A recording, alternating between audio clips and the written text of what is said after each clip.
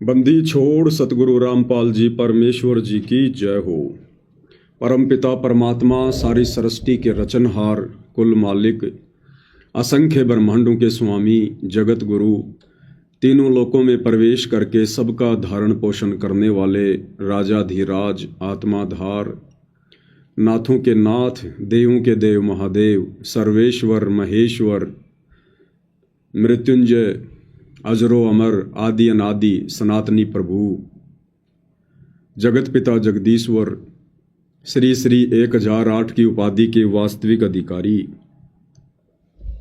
अकाल मूरत शब्द स्वरूपी राम वासुदेव, सर्वगतम ब्रह्म, परम पूज्य, प्रथम पूज्य, परम संत, परम पुरुष, परम धनी, परम दयालु, सत्य कबीर, हक्का कबीर, अल्लाहु कबीर, अल्लाहु अकबर, बाखबर, अल्लाह ताला, जगत के तारणहार, जगत के मुक्तिदाता, जगत के जगन्नाथ, हारे के सहारे, हिंदुओं के राम, मुसलमानों के अल्लाह, सिखों के वाहेगुरु, ईसाइयों के मसीह, दया के सागर दयानिधि, करुणा के सागर करुणानिधि, स्वयंभू परिभू, संकट मोचन, कष्ट हरण, मंगल कारण, दुख भंजन, अविगत कबीर, निर्विकार निर्विषम परमात्मा, अलय अलेख सतगुरु, आदि अनादि सतगुरु,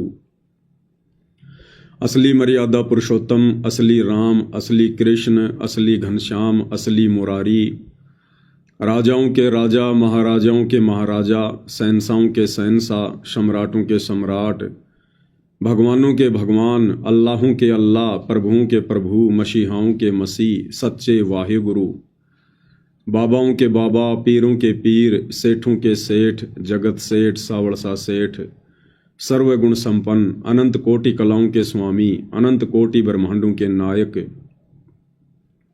योगियों में महायोगी, ध्यानियों में महाध्यानी, सिद्धों में परम सिद्ध, ज्ञानियों में तत्वज्ञानी, ब्रह्म ज्ञानी, महाज्ञानी, परम ज्ञानी, सर्वश्रेष्ठ ज्ञानी, विज्ञानी, युवा कबीर, समरथ कबीर, असमवात, अमित ओजा, सच्चे रहनुमा, करीम अल्लाह, सुभान अल्लाह, दुनिया के अंतिम पैगंबर, 8 सितंबर 1951 से गांव धनाना, जिला सोनीपत, हरियाणा, भारतवर्ष की पावन भूमि पे प्रकट रियल कल की भगवान, श्री नारायण साकार हरि, श्री बाबा साहेब, नूर अनंत परमात्मा, सच्चे दरवेश, सच्चे बाखबर, संत श्रोमणी सतगुरु रामपाल जी परमेश्वर जी के चरण कमल में साध संगति से जुड़े हुए देश विदेश से आप और हम सभी सत्सेवक भाई बहनों का अनंत कोटि दंडवत प्रणाम। सत्साई भाई और बहनों, बहुत बड़ी दया, बहुत बड़ी मेहर पूज्य गुरुदेव भगवान की, परमेश्वर रामपाल जी की, जिनके शुभ आशीर्वाद से, विशेष आशीर्वाद से, साध संगति से जुड़कर हम सभी सत्सेवक भाई बहन अपनी आत्मा के कल्याण के लिए इस सत भक्ति मार्ग पर गुरुदेव भगवान के अमर तत्व ज्ञान को आधार बनाकर दृढ़ता के साथ हर प्रकार से संघर्ष करते हुए आगे की ओर बढ़ रहे हैं। तो पूज्य गुरुदेव भगवान की विशेष रजा, विशेष मेहर, लाखों की संगत में से हम चंद आत्माओं पर विशेष तौर पर बनी हुई है। ये गुरुदेव भगवान का एक स्पेशल आशीर्वाद है इस कलयुग की बिचली पीढ़ी में, और हमने इस आशीर्वाद को इसी प्रकार से अपने शीश पर बना के रखना है। तो भाई और बहनों, इस कलयुग की बिचली पीढ़ी में परमेश्वर जिस प्रकार से हमें सोशल मीडिया देते हैं, फिर साध संगतियां शुरू करवाते हैं, ताकि सभी भगत भाई बहन अपने गुरुदेव के ज्ञान को आधार बनाकर भक्ति मार्ग पर सफलता प्राप्त कर सकें, काल की हर प्रकार की सूक्ष्म चाल से परिचित होकर अपनी भक्ति और मर्यादाओं को बचा सकें। तो ये सात संगतियां सिर्फ और सिर्फ चारों युगों में इस कलयुग की बिचली पीढ़ी में ही शुरू होती है, क्योंकि ये भक्ति युग है, मोक्ष का प्राइम टाइम है ये। और परमेश्वर ने सात संगतियां मात्र इसीलिए शुरू करवाई हैं भाई और बहनों, ताकि हम विचलित ना हों, हम डगमग ना हों। हालांकि सात संगतियां शुरू नहीं होनी चाहिए थी, क्योंकि गुरुदेव भगवान ने हमें जो अनमोल ज्ञान दे दिया है, दुनिया से न्यारा, दुनिया से प्यारा, और जिस सरल भाषा में, जिस तरीके से गुरुदेव भगवान ने हमें समझा दिया है, उसके बाद हमें साध संगतियों की आवश्यकता नहीं पड़नी थी। लेकिन भाई और बहनों, गुरुदेव भगवान को पता है हम सभी दो कोटि के जीव हैं, हमारी तुच्छ बुद्धि है, विषय विकारों में काल ने हमें उलझा रखा है। हम गुरुदेव भगवान के उन संकेतों को, उन सत्संगों में कही गई गूढ़ बातों को इतनी आसानी से नहीं पकड़ पाएंगे, नहीं समझ पाएंगे, और खुलकर गुरुदेव भगवान कह नहीं पाएंगे, क्योंकि काल के साथ उनका एग्रीमेंट है कि आप जबरदस्ती मत करना। जो आपके ज्ञान को समझे आप उन्हीं को सतलोक लेकर जाना। तो गुरुदेव भगवान ने खुलकर अपने विषय में ज़्यादा कुछ बताया नहीं, संकेतों में कहकर या लिखकर पुस्तकों में छोड़ दिया। तो गुरुदेव भगवान को पता है कि हम सभी दो कोटि के जीव हैं और हमारी इतनी औकात नहीं है कि उस परमेश्वर के संकेतों को हम पकड़ सकें। ये चारों वेद भाई और बहनों, ये परमेश्वर का ज्ञान है। गीता जी का ज्ञान भी कबीर भगवान का ही ज्ञान है। ये सत्सेवक भाई बहनों को तो धीरे धीरे सब समझ में आ रहा है। तो सोचिए भाई और बहनों, ये संस्कृत के प्रकांड ज्ञाता विद्वान मनु जैसे, वेद व्यास जैसे, वशिष्ठ और विश्वामित्र जैसे, चुणक जैसे, कपिल ऋषि जैसे, ये लोग भाई और बहनों इन वेदों में लिखे गए परमेश्वर के संकेतों को नहीं समझ पाए। गीता जी में लिखे परमेश्वर के संकेतों को नहीं समझ पाए। तो भला भाई और बहनों, आप और हम दो कोटि के कलयुगी जीवों की फिर क्या औकात कि वेदों और गीता जी से भी ज्यादा गूढ़ रहस्य युक्त पूज्य गुरुदेव भगवान के इन सत्संगों में छुपे हुए संकेतों को हम समझ सकें। तो ये दया भी फिर परमात्मा ही करते हैं। परमेश्वर हमारा ज्ञान योग खोलते हैं, हमें सद्बुद्धि देते हैं, हमारी जर लग चुकी बुद्धि को परमेश्वर साफ करते हैं। और ये साध संगति के टुकड़े गुरुदेव भगवान हम भगत भाई बहनों की झोली में डाल देते हैं, जैसे कुत्ते को रोटी का टुकड़ा डाला जाता है। क्योंकि परमात्मा ने हमें सतलोक लेकर जाना है। वे तो सतलोक के राजा हैं, शहंशाह हैं, उनका तो एक पैर सतलोक में, दूसरा पृथ्वी लोक पर। वो तो 1 सेकंड में आते हैं, 1 सेकंड में जाते हैं। वो किसी के बंधन में नहीं है, वो तो बेपरवाह अबंध परमात्मा है।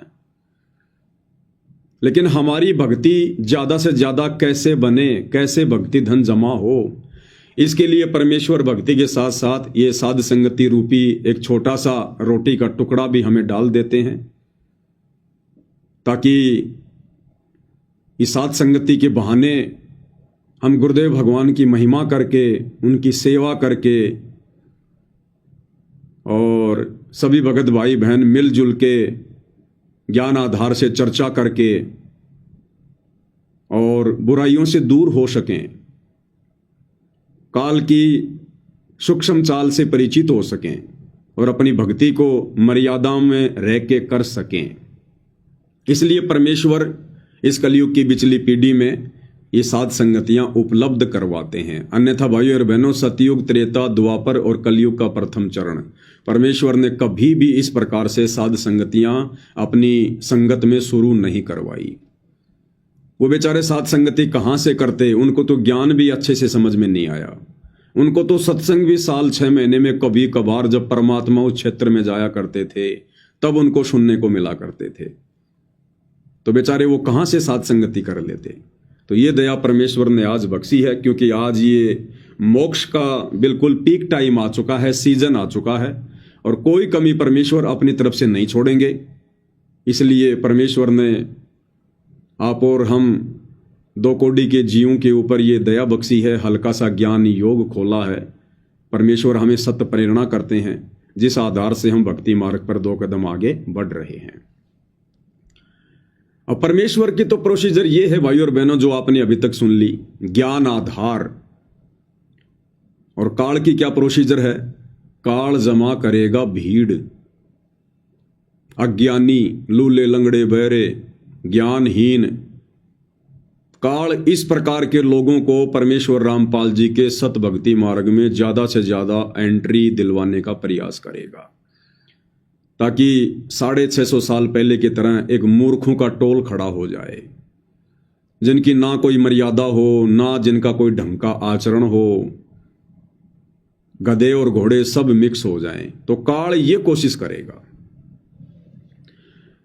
क्योंकि वर्तमान समय में काल पूरी ताकत लगा रहा है, सामने वो प्रकट हो नहीं सकता, उसकी मजबूरी है अपने वास्तविक रूप में। इसके लिए उसने बहुत समय पहले से ही सतगुरु रामपाल जी के इर्द गिर्द, उनके परिवार के रूप में, उनके रिश्तेदारों के रूप में, बड़े बड़े परम भक्तों के रूप में, पुराने भक्तों के रूप में अपने एजेंट, अपने दूत पहले ही संगत में भेज दिए हैं। जिस प्रकार 650 साल पहले परमात्मा ने जब कमाल को जीवित किया, उसको अपने बेटे की तरह अपने पास में रखा, उसको शिक्षा दी, दीक्षा दी, उसको प्यार दिया, उसको भगत बनाना चाहा, लेकिन अंत में वो परमात्मा का विरोधी बन गया। परमेश्वर की आत्माओं को तोड़ने का उसने कार्य किया। आज गुरुदेव भगवान कह रहे हैं कि वो गुरुद्रोही हो गया था, गुरुद्रोही। तो 650 साल पहले भी काल ने कमाल के रूप में अपना दूत कबीर परमात्मा की झोपड़ी में भेज दिया, उनके पास में भेज दिया। तो भाई और बहनों, वर्तमान में काल कैसे चुपचाप सारा तमाशा देखता रहेगा? इसलिए वो भरकर प्रयास कर रहा है, भरकस कोशिश कर रहा है। और ऐसे ही काल प्रेरित लोगों के मनमाने आचरण के कारण, उनकी नासमझी के कारण ये बरवाला कांड जैसी घटना घटित हुई। और उन्हीं लोगों के कारण 2014 बरवाला कांड के बाद से वर्तमान 2025 तक लगभग 90% संगत मर्यादाओं से दूर हो चुकी है। तो काल भाई और बहनों इस प्रकार से ज्ञान में अज्ञान फैलाता है, पाखंड फैलाता है, परमेश्वर के मार्ग को धूमिल करने का प्रयास करता है, और कर भी रहा है। आपको एक छोटा सा वीडियो दिखाते हैं कि किस प्रकार का जन समूह काल प्रेरणा से सतलोक आश्रम मैनेजमेंट हरियाणा वाले इन आश्रमों से जोड़ रहे हैं। इन दिनों इन लोगों ने एक मुहिम चला रखी है, अन्नपूर्णा मुहिम। उस अन्नपूर्णा मुहिम के तहत ये लोग अपना समय और अनमोल श्वासें बर्बाद करते हुए और संगत की करवाते हुए ये लोग दिन रात समाज की सेवा में लगे हुए हैं। भाई और बहनों, समाज की सेवा करना कोई गलत बात नहीं है। सेवा करनी चाहिए, मदद करनी चाहिए, सहयोग करना चाहिए, क्योंकि हम इंसान हैं। परमेश्वर ने हमें एक दूसरे का सहयोगी बनाया है, हमें बुद्धि दी है, अच्छी बात है। लेकिन ये सेवा, ये मदद, ये सहयोग कबीर परमात्मा की सत भक्ति मिलने के बाद में हमने कैसे करनी चाहिए, कब करनी चाहिए और नहीं करनी चाहिए, तो क्यों नहीं करनी चाहिए, इसके पीछे बहुत सारी धाराएं लग जाती हैं भाई और बहनों। फिर बहुत सारे नियम लागू हो जाते हैं। हम आम समाज के आम लोगों की तरह नहीं होते। फिर सतगुरु से उपदेश लेने के बाद मोक्ष मार्ग में हमारे प्रत्येक कार्य के ऊपर एक नियम लागू होता है, एक शर्त लागू होती है। जिस प्रकार आम व्यक्ति यदि किसी जानवर की हेल्प करता है, मदद करता है, मान लीजिए किसी कुत्ते के सर में कीड़े पड़े हुए हैं, वो बेचारा दुखी है, परेशान है, चिल्लाता है, ना टाइम पर खाना खा पाता है। अब जगत वाले लोगों में भी दया होती है। आजकल आप सोशल मीडिया पर देख रहे हैं कैसे कैसे लोग मुहिम चलाते हैं। उन्होंने अपने पेज बना रखे हैं, चैनल बना रखे हैं, और वो दिखाते हैं कि किस प्रकार से वो एक ऐसा कुत्ता पकड़ के लाए जिसके सर में कीड़े पड़े हुए हैं, खुजली लगी हुई है। वो उस कुत्ते को वहां से उठाकर लेकर आएंगे, अपने घर पर लाएंगे, वहां पर उसका ट्रीटमेंट करेंगे, उसको नहलाएंगे, इंजेक्शन लगाएंगे, दवाई वगैरह छिड़केंगे, और महीने 20 दिन में जब वो कुत्ता स्वस्थ हो जाता है उसके बाद फिर उसको वापस छोड़ देंगे। तो भाई और बहनों, जो जगत वाले लोग हैं, देखो एक होता है भगत, एक होता है जगत। अब बहुत सारे लोग तो ये भी नहीं समझते कि भगत और जगत क्या होता है। जब मैं बहादुरगढ़ थाने में गया, इन आश्रम वालों ने झूठा मुकदमा मेरे ऊपर लगवाया, तो वहाँ के जो दरोगा जी हैं, SHO हैं, उनसे ऐसे ही बातचीत शुरू हो गई परमात्मा के विषय में कि भाई क्या कारण था इस घटना का, ऐसा तो तूने कोई जुर्म भी नहीं किया जितना ये लोग तेरे पीछे पड़े हुए हैं। ऊपर SP तक इन लोगों ने हमारे को फ़ोन करवा दिए। तो दास ने उनको सारी बातें समझाई। तो बीच में मैंने कहा जी देखो, जगत वाले और हम जो सतगुरु रामपाल जी के भगत हैं, हमारी क्रियाओं में बहुत अंतर है। तो उसने कहा कि जगत और भगत क्या होता है? तो दास ने उसको बताया जी भगत वो है जो शास्त्रों के अनुसार सत भक्ति सच्चा गुरु बनाकर जो प्राप्त कर लेता है, तो वो है भगत। यानी फिर उसकी जो क्रिया है वो आम व्यक्तियों से भिन्न होती हैं, आध्यात्मिक क्रियाएं। और जगत वो है जिनको अभी भक्ति का पता ही नहीं है, भक्ति तो कर रहे हैं वो, लेकिन वो शास्त्रों के विरुद्ध भक्ति कर रहे हैं। तो फिर उसको पूरा डिफाइन किया, उसको बताया कि इस प्रकार से ये डिफरेंट होता है जगत में और भगत में। तो ये जगत वाले लोग भाई और बहनों जिस प्रकार से जानवरों की मदद करते हैं, अन्य किसी की मदद करते हैं, अब उस व्यक्ति ने जिस कुत्ते की मदद की, उसको स्वस्थ किया, वो जगत के हिसाब से बहुत नेक कार्य है, बहुत अच्छा कार्य है। और जब कभी उस व्यक्ति की मृत्यु होगी तो अगले किसी जन्म में, क्योंकि सतभक्ति उसके पास है नहीं, और जब किसी जन्म में वो 84 लाख योनियों में जाएगा और किसी मनुष्य जन्म में किए गए शास्त्र विरुद्ध कर्मों के कारण जब उसको किसी जानवर की योनि मिलेगी, गधे की या कुत्ते की या सूअर की, और जब उसके ऊपर भी ऐसी कोई आपत्ति आएगी, कोई जख्म होगा, कोई कीड़े पड़ेंगे, उसकी कोई कमर टूटेगी, कोई जो है उसकी वो टांग टूटेगी, तो उस समय परमात्मा उसकी भी मदद अवश्य किसी न किसी आत्मा को निमित्त बनाकर जरूर करवा देगा, क्योंकि उसने भी मनुष्य जन्म में जानवरों की मदद की थी तकलीफों में। तो वो उनका अदला बदला पूरा, ये जगत का सिस्टम है, ये इसी प्रकार से चलता रहता है। एक लेवा एक देवा दूतम, कोई किसी का पिता निपुत्तम, ऋण संबंध जुड़े सब नाता, अंत समय सब 12 बाटा। लेकिन भाई और बहनों यही कार्य यदि कोई भगत करे, परमेश्वर रामपाल जी से उपदेश लेकर करे, तो भाई और बहनों हमारे लिए ये उल्टा सिस्टम फिट हो जाएगा, उल्टा सिस्टम, क्योंकि हमारे ऊपर मर्यादा और नियम लागू हैं। अब हम PhD कर रहे हैं, हम जगत वाले नहीं हैं, हम भगत हैं। हमें परमात्मा ने कर्म और धर्म की जानकारी बता दी कि किस प्रकार से ये जीव काल के षड्यंत्र में फंसा हुआ है, कर्मों के बंधन में बंधा हुआ है। और यदि हमने किसी के कर्मों में फेर बदल करने की कुचेष्टा की तो हम केवल अपनी भक्ति को गंवाएंगे, केवल अपनी भक्ति को। जिस प्रकार राजा जनक ने उन 12 करोड़ आत्माओं की चीख सुनकर, उनके दर्द को सुनकर, और उसने वहीं पर विमान रुकवा दिया। कहानी का आप सबको पता है। फिर धर्मराय आया, उसने कहा कि आप चलिए, आपके लिए स्वर्ग में स्थान है। ये लोग तो अपना कर्म भोग रहे हैं जो नरक में सड़ रहे हैं। तो राजा जनक ने कहा कि नहीं, आप इनको बाहर निकालो। बोला ऐसे नहीं निकालेंगे, आप अपने पुण्य संकल्प कर दो। तो राजा जनक ने भावनाओं में बहकर अपने आधे जो है वो पुण्य संकल्प कर दिए। धर्मराय ने तुरंत सबको वहां से निकाल दिया। इनका तो ऑटोमेटिक सिस्टम है, ऑटोमेटिक। और फिर क्या बताया गुरुदेव ने कि राजा जनक को काल ने ठग लिया, उसके आधे पुण्य नष्ट करवा दिए, और उन आत्माओं को अपना कर्म फिर भी भोगना पड़ेगा।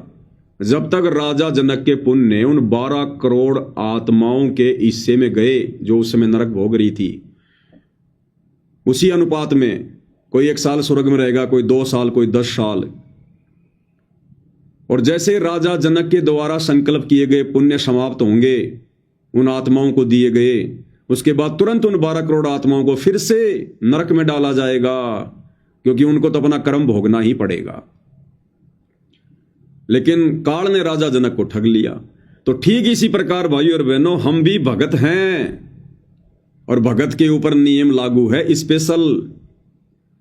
यदि हमने भी इस प्रकार से व्यर्थ की भावनाओं में बहकर अगर किसी जानवर के सर में कीड़े पड़ रहे हैं, किसी की टांग टूटी हुई है, और हमने व्यर्थ की दया दिखाकर यदि उसको अपने घर पर लाकर या जैसे भी हमने उसका ट्रीटमेंट करना शुरू कर दिया, तो भाई और बहनों ये काल क्या करेगा पता है? ये काल क्या करेगा? क्योंकि वो कुत्ता, वो गधा, वो सूअर अपना कर्म भोग रहा है और हमने व्यर्थ की दया दिखाकर उसके कर्मों में हस्तक्षेप कर दिया। हमने परमात्मा के विधान को तोड़ दिया। हमने बीच में जानबूझ के टांग अड़ा दी। अब काल क्या करेगा? हमारे द्वारा, क्योंकि हमने भावनाओं में बहकर उस कुत्ते की दवा लगाई, इंजेक्शन लगाया, उसके कीड़े साफ की, उसको स्वस्थ कर दिया। अब वो कुत्ता तो दौड़ जाएगा, वो तो ठीक हो गया, तुमने छोड़ दिया उसको।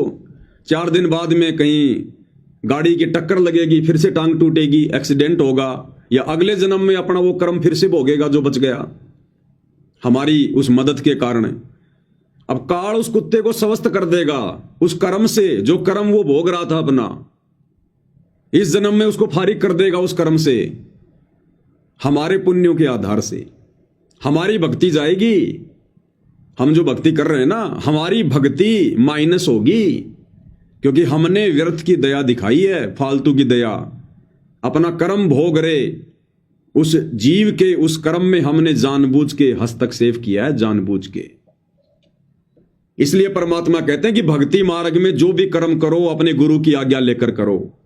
और गुरु से आज्ञा लेने की आवश्यकता नहीं है, गुरु ने ऑलरेडी आज्ञा दे रखी है, नियम बता रखे हैं, मर्यादा बता रखी है कि भगत ने क्या कर्म जो है करने चाहिए, क्या कर्म नहीं करने चाहिए।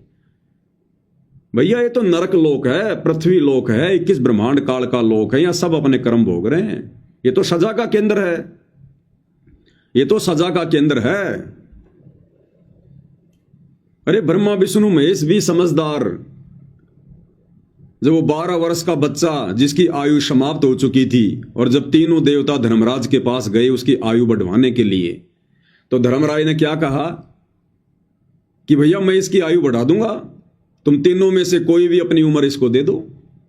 तीनों ने हाथ खड़े कर दिया कि हम अपनी उम्र नहीं देंगे भाई। तो इसी प्रकार भाई और बहनों, हमने ये व्यर्थ की दया नहीं दिखानी है।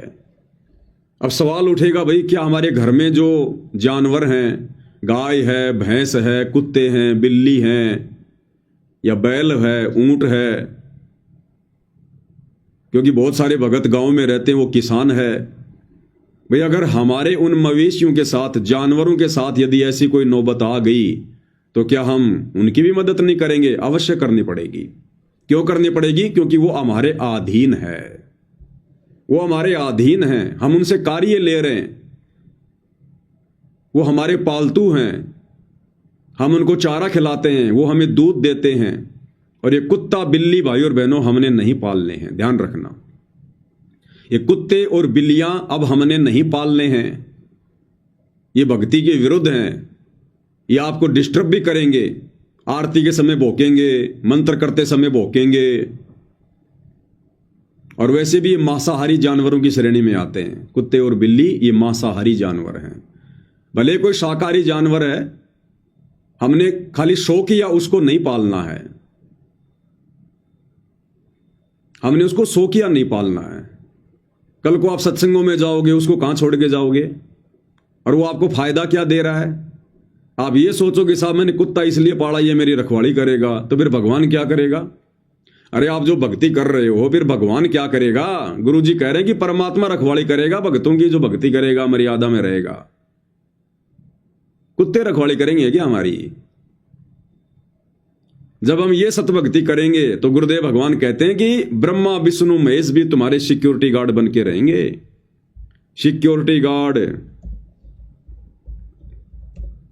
अब बताओ भाई और बहनों, फिर हमने ये जानवर पालने की क्या आवश्यकता पड़ गई? फिर हमने जानवर पालने की क्या आवश्यकता पड़ गई? जब कबीर भगवान सतगुरु रामपाल जी के बच्चों की सेवा में जो मर्यादा में रहकर भक्ति करेंगे, परमात्मा देवी देवताओं की ड्यूटी लगाते हैं, देवी देवताओं की, कि कोई भी काल की जो नकारात्मक शक्तियां हैं, कोई भूत है, प्रेत है, बेताल है, ये भक्तों को दुखी ना कर दें, परेशान ना कर दें। परमात्मा स्पेशल ड्यूटी लगाता है अपने भक्तों के दरवाजे पर, इन देवी देवताओं की। फिर हमने कुत्ते पालने की क्या आवश्यकता भाई, बिल्ली पालने की क्या आवश्यकता? बिल्ली का कौन सा दूध निकालोगे तुम? बिल्ली कौन सा तुम्हारे घर की रखवाली करेगी? वो तोता कौन सा दूध देगा भाई? तो ये शौकियां हैं, और हमने अब ये शौक अपने पूरे नहीं करने, हम अपने शौक शतलोक में पूरे करेंगे सारे। तो भक्तों ने कुत्ते बिल्ली या ये जो पक्षी वगैरह होते हैं ये बिल्कुल भी नहीं पालने चाहिए भाई और बहनों। जिन्होंने पाल रखे हैं अब छोड़ते समय बड़ा दर्द होगा, क्योंकि उनमें मोह ममता जागृत हो गई, अपनत्व जागृत हो गया। तो यदि किसी ने पाल रखा है तो हमने ऐसे उसको छोड़ना भी नहीं है, वरना उसका भी फिर हमें पाप लगेगा, क्योंकि वो बेचारा आपके अधीन हो चुका है। आप उस कुत्ते को छोड़ दोगे, गांव के कुत्ते उसको शाम पहले फाड़ देंगे। तो जो आफत मोल ले ली है, अब परमात्मा से प्रार्थना करो कि परमेश्वर आगे से हम ऐसा कोई भी कार्य नहीं करेंगे जो भक्ति में बाधक हो। और ये जो आत्मा परमेश्वर जो घर में आ चुकी है, ये परमेश्वर इसके लिए हम माफ़ी चाहते हैं। और जब इसका समय पूरा हो जाएगा परमेश्वर, हम इसको जैसे भी है, मतलब जब उसकी मृत्यु हो जाएगी तब उसको हम बाहर फेंक देंगे। और आगे से परमेश्वर हम ऐसी किसी भी गलती का आपको मौका नहीं देंगे। और जो हमारे खुद के जो जानवर हैं, जो घरेलू जानवर है, गाय है, भैंस है, ऊंट हैं, बैल हैं, जिनसे हम कार्य लेते हैं, दूध निकालते हैं, तो उनको यदि कोई प्रॉब्लम हो जाती है तो भाई और बहनों हमने उनका डॉक्टर से भी इलाज करवाना है। और यदि घर पर रहकर हम उनका इलाज कर सकते हैं तो हमने उनका जो है वो करना चाहिए, क्योंकि वो हमारे अधीन है, अधीन है वो हमारे। बाकी ये फालतू की दया धर्म हमने नहीं दिखानी है जगत वालों की तरह। तो इन चीज़ों का हमने विशेष तौर पर ध्यान रखना है। तो ठीक इसी प्रकार भाई और बहनों वर्तमान में इन सतलोक आश्रम वालों ने ज्ञान आधार से हटकर काल प्रेरणा से, क्योंकि काल तो कर्म फुड़वाएगा, और इन्होंने जो ये अन्नपूर्णा मुहिम चला रखी है ना, गरीबों के मकान बनाना, गरीबों के घरों में राशन डालना, ये मुहिम भी भाई और बहनों भक्ति विनाशक है, भक्ति विनाशक है। अब ये ज्यादातर उन लोगों के मकान बना रहे हैं, उन लोगों के घरों में राशन दे रहे हैं जो लोग भक्ति से दूर हैं, अनुपदेशी हैं। अब भाई और बहनों उस कुत्ते की तरह वो व्यक्ति भी जो गरीब है, निर्धन है, जिसके पास मकान नहीं है या मकान है तो टूटा फूटा है, अरे वो भी तो अपने कर्म भोग रहे हैं, वो भी तो अपने अपने किसी पिछले उस कर्म का भोग रहे हैं। और यदि हम जबरदस्ती हस्तक्षेप करेंगे, उसके उन कर्मों में रोड़ा अटकाएंगे जो कर्म काल ने लगा रखे हैं, और यदि हम रोड़ा अटकाएंगे तो काल तो सीधा सीधा कहेगा भगवान से कि देख लो जी, आपका और मेरा एग्रीमेंट था कि जबरदस्ती ना करना, और ये आपके भगत देख लो ये क्या कर रहे हैं, मेरे द्वारा लगाए गए जो कर्म हैं इन जीवों के ऊपर, ये देखो आपके भगत क्या कर रहे हैं, मेरे विधान में हस्तक्षेप क्यों कर रहे हैं भगवान, आपका और मेरा तो एग्रीमेंट हुआ है, क्या आपने अपने भक्तों को शिक्षा नहीं दी क्या? तो गुरुदेव कहेंगे भाई शिक्षा तो मैंने दी थी राजा जनक का उदाहरण देकर कि हमने फालतू का दया धर्म भी नहीं दिखाना जो भक्ति में विनाशक हो, बाधक हो। तो परमात्मा क्या कहेगा उस समय काल को? तो ये जो व्यर्थ में लोगों के कर्मों में हस्तक्षेप कर रहे हैं, जिन लोगों के पास आज रहने को मकान नहीं है या टूटी फूटी झोपड़ी है, समय पर खाने को अन्न नहीं है, क्यों नहीं है भाई? बाकी लोग क्यों खा रहे हैं समय पर? हम भक्तों को क्यों मिल रहा है समय पर और उनको क्यों नहीं मिल रहा? वो भी तो इंसान है, उन्होंने किसी जन्म में लोगों के मुंह से निवाड़ा छीना था, वो लोगों को दुखी किया करते थे, परेशान किया करते थे, बेवजह लोगों के साथ मारपीट किया करते थे, लोगों का मर्डर किया करते थे। तो आज वो निर्धन लोग जो निर्धन दिखाई दे रहे हैं हमें, वो अपने उन पिछले उन कर्मों का भोग रहे हैं। तो हम भगत कौन होते? तो भाई और बहनों हम कौन होते हैं हस्तक्षेप करने वाले उन लोगों के पूर्व जन्म के उन कर्मों में, जिन कर्मों का भोग वर्तमान में वो भोग रहे हैं। हस्तक्षेप वो करे जो सतगुरु रामपाल जी का भगत नहीं है, जो काल के विधान के अंतर्गत शास्त्र विरुद्ध साधना कर रहा है। जैसे बहुत सारे समाज सेवी लोग हैं, बहुत सारे लोगों ने ये चैरिटियां खोल रखी हैं, वो दान करते हैं, कंबल बांटते हैं, लोगों को साइकिल देते हैं, रिक्शा देते हैं। तो ये उन लोगों का काम है। अरे हमें तो मोक्ष प्राप्त करना है, हमने तो बहुत सोच समझ के काल के विधान से बच के आगे चलना है। तो ये वर्तमान में अन्नपूर्णा मुहिम जो शुरू कर रखी है, ये परमेश्वर रामपाल जी की मुहिम नहीं है, ये उनके ज्ञान आधार से कहीं भी उचित नहीं है। ये जबरदस्ती लोगों को जा जाके जो राहत दे रहे हैं और सोच रहे हैं कि हमारे को पुण्य मिलेगा, पुण्य मिलेगा। और इन शतलोक आश्रमों में भी ये लोग फिर वीडियो बना बना के बैकग्राउंड में फिल्मी गाने लगा लगा के, तुम 1 रुपया दोगे वो लाख रुपया देगा। भक्तों को भी ये प्रेरित कर रहे हैं, वीडियो बना बना के भक्तों को भी प्रेरित कर रहे हैं कि भक्तों देखो हम कैसे अन्नपूर्णा मुहिम के तहत लोगों की मदद कर रहे हैं, लाखों के मकान बना रहे हैं, हजारों का राशन दे रहे हैं। और फिल्मी गाने चलाते, तुम 1 रुपया दोगे वो लाख रुपया देगा। मदद करो गरीबों की। संगत को भी लपेटे में ले रहे हैं ये लोग इस अन्नपूर्णा मुहिम के तहत। भाई और बहनों, ये भक्ति मार्ग है। इसलिए गुरुदेव कहते हैं, काल कसाई तक तक मारे पग पग पे यो बाणा। ये ऐसी सूक्ष्म चाल चलता है, भगत समझ ही नहीं पाता। भगत सोचता हम तो उनकी भलाई कर रहे हैं। भैया ये काल का लोक है, यहां कहां भलाई करनी है। हम पहले अपनी भलाई तो करवा लें, भक्ति करके यहां से बाहर निकल जाएं, उसी में हमारी भलाई है। सबसे बड़ी भलाई ये है कि हम अपना आत्म कल्याण करवा लें। खुद तो मर्यादा में हो नहीं, दूसरों की भलाई का ठेका ले रहे हो। तो भाई और बहनों, हमने इस प्रकार की व्यर्थ की किसी की मदद, किसी का सहयोग नहीं करना है। या सब अपने कर्मों को भोग रहे हैं और हमने यदि बीच में टांग अड़ा दी तो ये काल फिर हमारी भक्ति नष्ट करवाएगा। हमारे पुण्यों से, हमारी भक्ति कमाई से उस आत्मा के खाते में बैलेंस डाला जाएगा और राजा जनक की तरह फिर हम पुण्यहीन होंगे, भक्तिहीन होंगे। इसलिए गुरुदेव भगवान कहते हैं कि भगत ने व्यर्थ की दया धर्म भी नहीं दिखानी है जो भक्ति बाधक है। इसलिए परमात्मा ने ये सत्संगतियां शुरू करवाई है। भाई और बहनों, इस 2 कोड़ी के कुत्ते को परमात्मा प्रेरणा करते हैं। निदास के आसपास भी नहीं होती ये बातें, आसपास भी, ताकि हम बचें, अपनी मर्यादाओं को सुरक्षित रख सकें, भक्ति को सुरक्षित रख सकें। और उसके बाद क्या है फिर ये कहेंगे जी आपका मकान बन गया, आपके घर में राशन भी आ गया, हमने आपके बच्चों की फीस भी भर दी, उनको कॉपी किताब भी दिला दी, उनकी ड्रेस भी सिलवा दी, आपके घर में हमने अलमारी भी ला के रख दी, गैस सिलेंडर भी ला के रख दिया। यानी पूरा का पूरा दहेज हमने आपको दे दिया। अब आप हमारे गुरुजी से नाम कब ले रहे हो? फिर गांव का पानी निकालेंगे। देखो जी गांव वालों, हमने आपके गांव का पानी निकाला।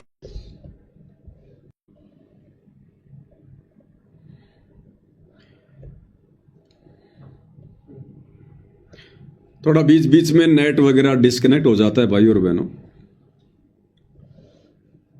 फिर ये जो गांव का पानी निकाल रहे हैं बाढ़ का, कहीं पर 50 लाख की मदद कर रहे हैं मोटर और पाइप देकर, कहीं 30 लाख की, कहीं 15 लाख की। फिर उस गांव का पानी निकलने के बाद में गांव वालों से कहेंगे जी आप कब नाम ले रहे हो हमारे गुरुजी से? अब भाई और बहनों, ये है जबरदस्ती लोगों को भगत बनाना, परमात्मा के विधान को तोड़कर लोगों को भगत बनाना। जैसे पूज्य गुरुदेव भगवान का विधान क्या था? पूज्य गुरुदेव भगवान ने बताया कि अगर इस आश्रम की तरफ आपने आना है तो हमने पुस्तकें लिखकर दे रखी हैं। पहले भक्ति सौदागर को संदेश थी, फिर उसी का दूसरा विकल्प ज्ञान गंगा बना दिया गया।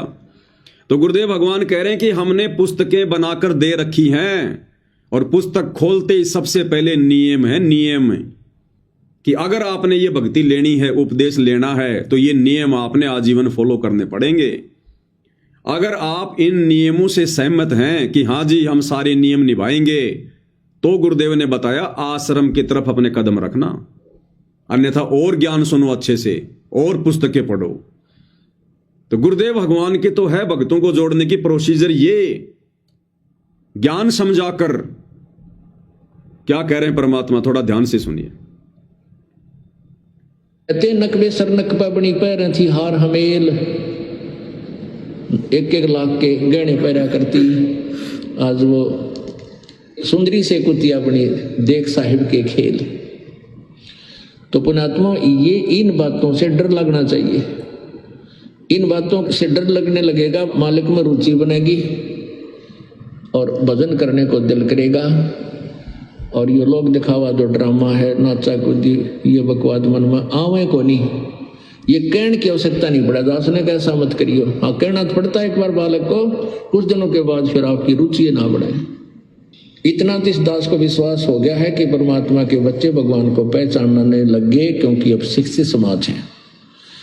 आपको नाम दिया जाता है, नाम देने से पहले सब नियमों से परिचित कराया जाता है।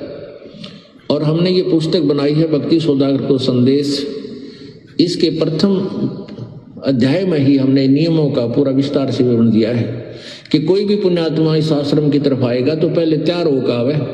पहले क्या होता था कि भक्तजन समझाते थे नाम ले लो तुम्हारा कल्याण हो जाएगा, बड़े सुख होते हैं, यहाँ आ जाते थे उपदेश लेने। और यहाँ आकर के हम फिर उनको लिस्ट दिखाते थे, ये नियम निभाने हैं, तो बात जाते थे ना हमारा को ये नियम नहीं निभा, क्योंकि वो उल्टे रंग में रंगे हुए वो सारे। तो अब उनको पहले ये लिख कर दे दिए कि तुम तैयार होकर आ जाना, तुम्हारा मन मानने तो आना, क्योंकि कल्याण होगा इस मर्यादा में रहने से। तो अब ये दास देख रहा है कि अब कितना डर लगता है बहन बेटी भाइयों को, बच्चों को। तो गुरुदेव भगवान ने तो ये प्रोसीजर बताई भगत बनाने की, लोगों को सतगुरु से जोड़ने की। और सतलोक आश्रम मैनेजमेंट हरियाणा वाले, इनकी क्या प्रोसीजर है भाई और बहनों? जबरदस्ती लोगों के उन कर्मों में हस्तक्षेप करके और आश्रमों में भीड़ इकट्ठा करने की। अब इस प्रकार के लोग जो इनके एहसानों के नीचे आ जाते हैं, अब आपने जिसका 10 लाख का मकान बना दिया, जिसके घर में आपने 5,000 का राशन डाल दिया, और उसको कहोगे जी हमारे गुरु जी से नाम लोगे, तो मना करेगा आपको। वो ये कहेगा हाँ जी जरूर नाम लेंगे, जरूर नाम लेंगे हम, लेगा वो। लेकिन क्या उसने ज्ञान समझा? और ऐसे लोग फिर उपदेश लेकर फिर क्या करेंगे? कितने दिन रुकेंगे?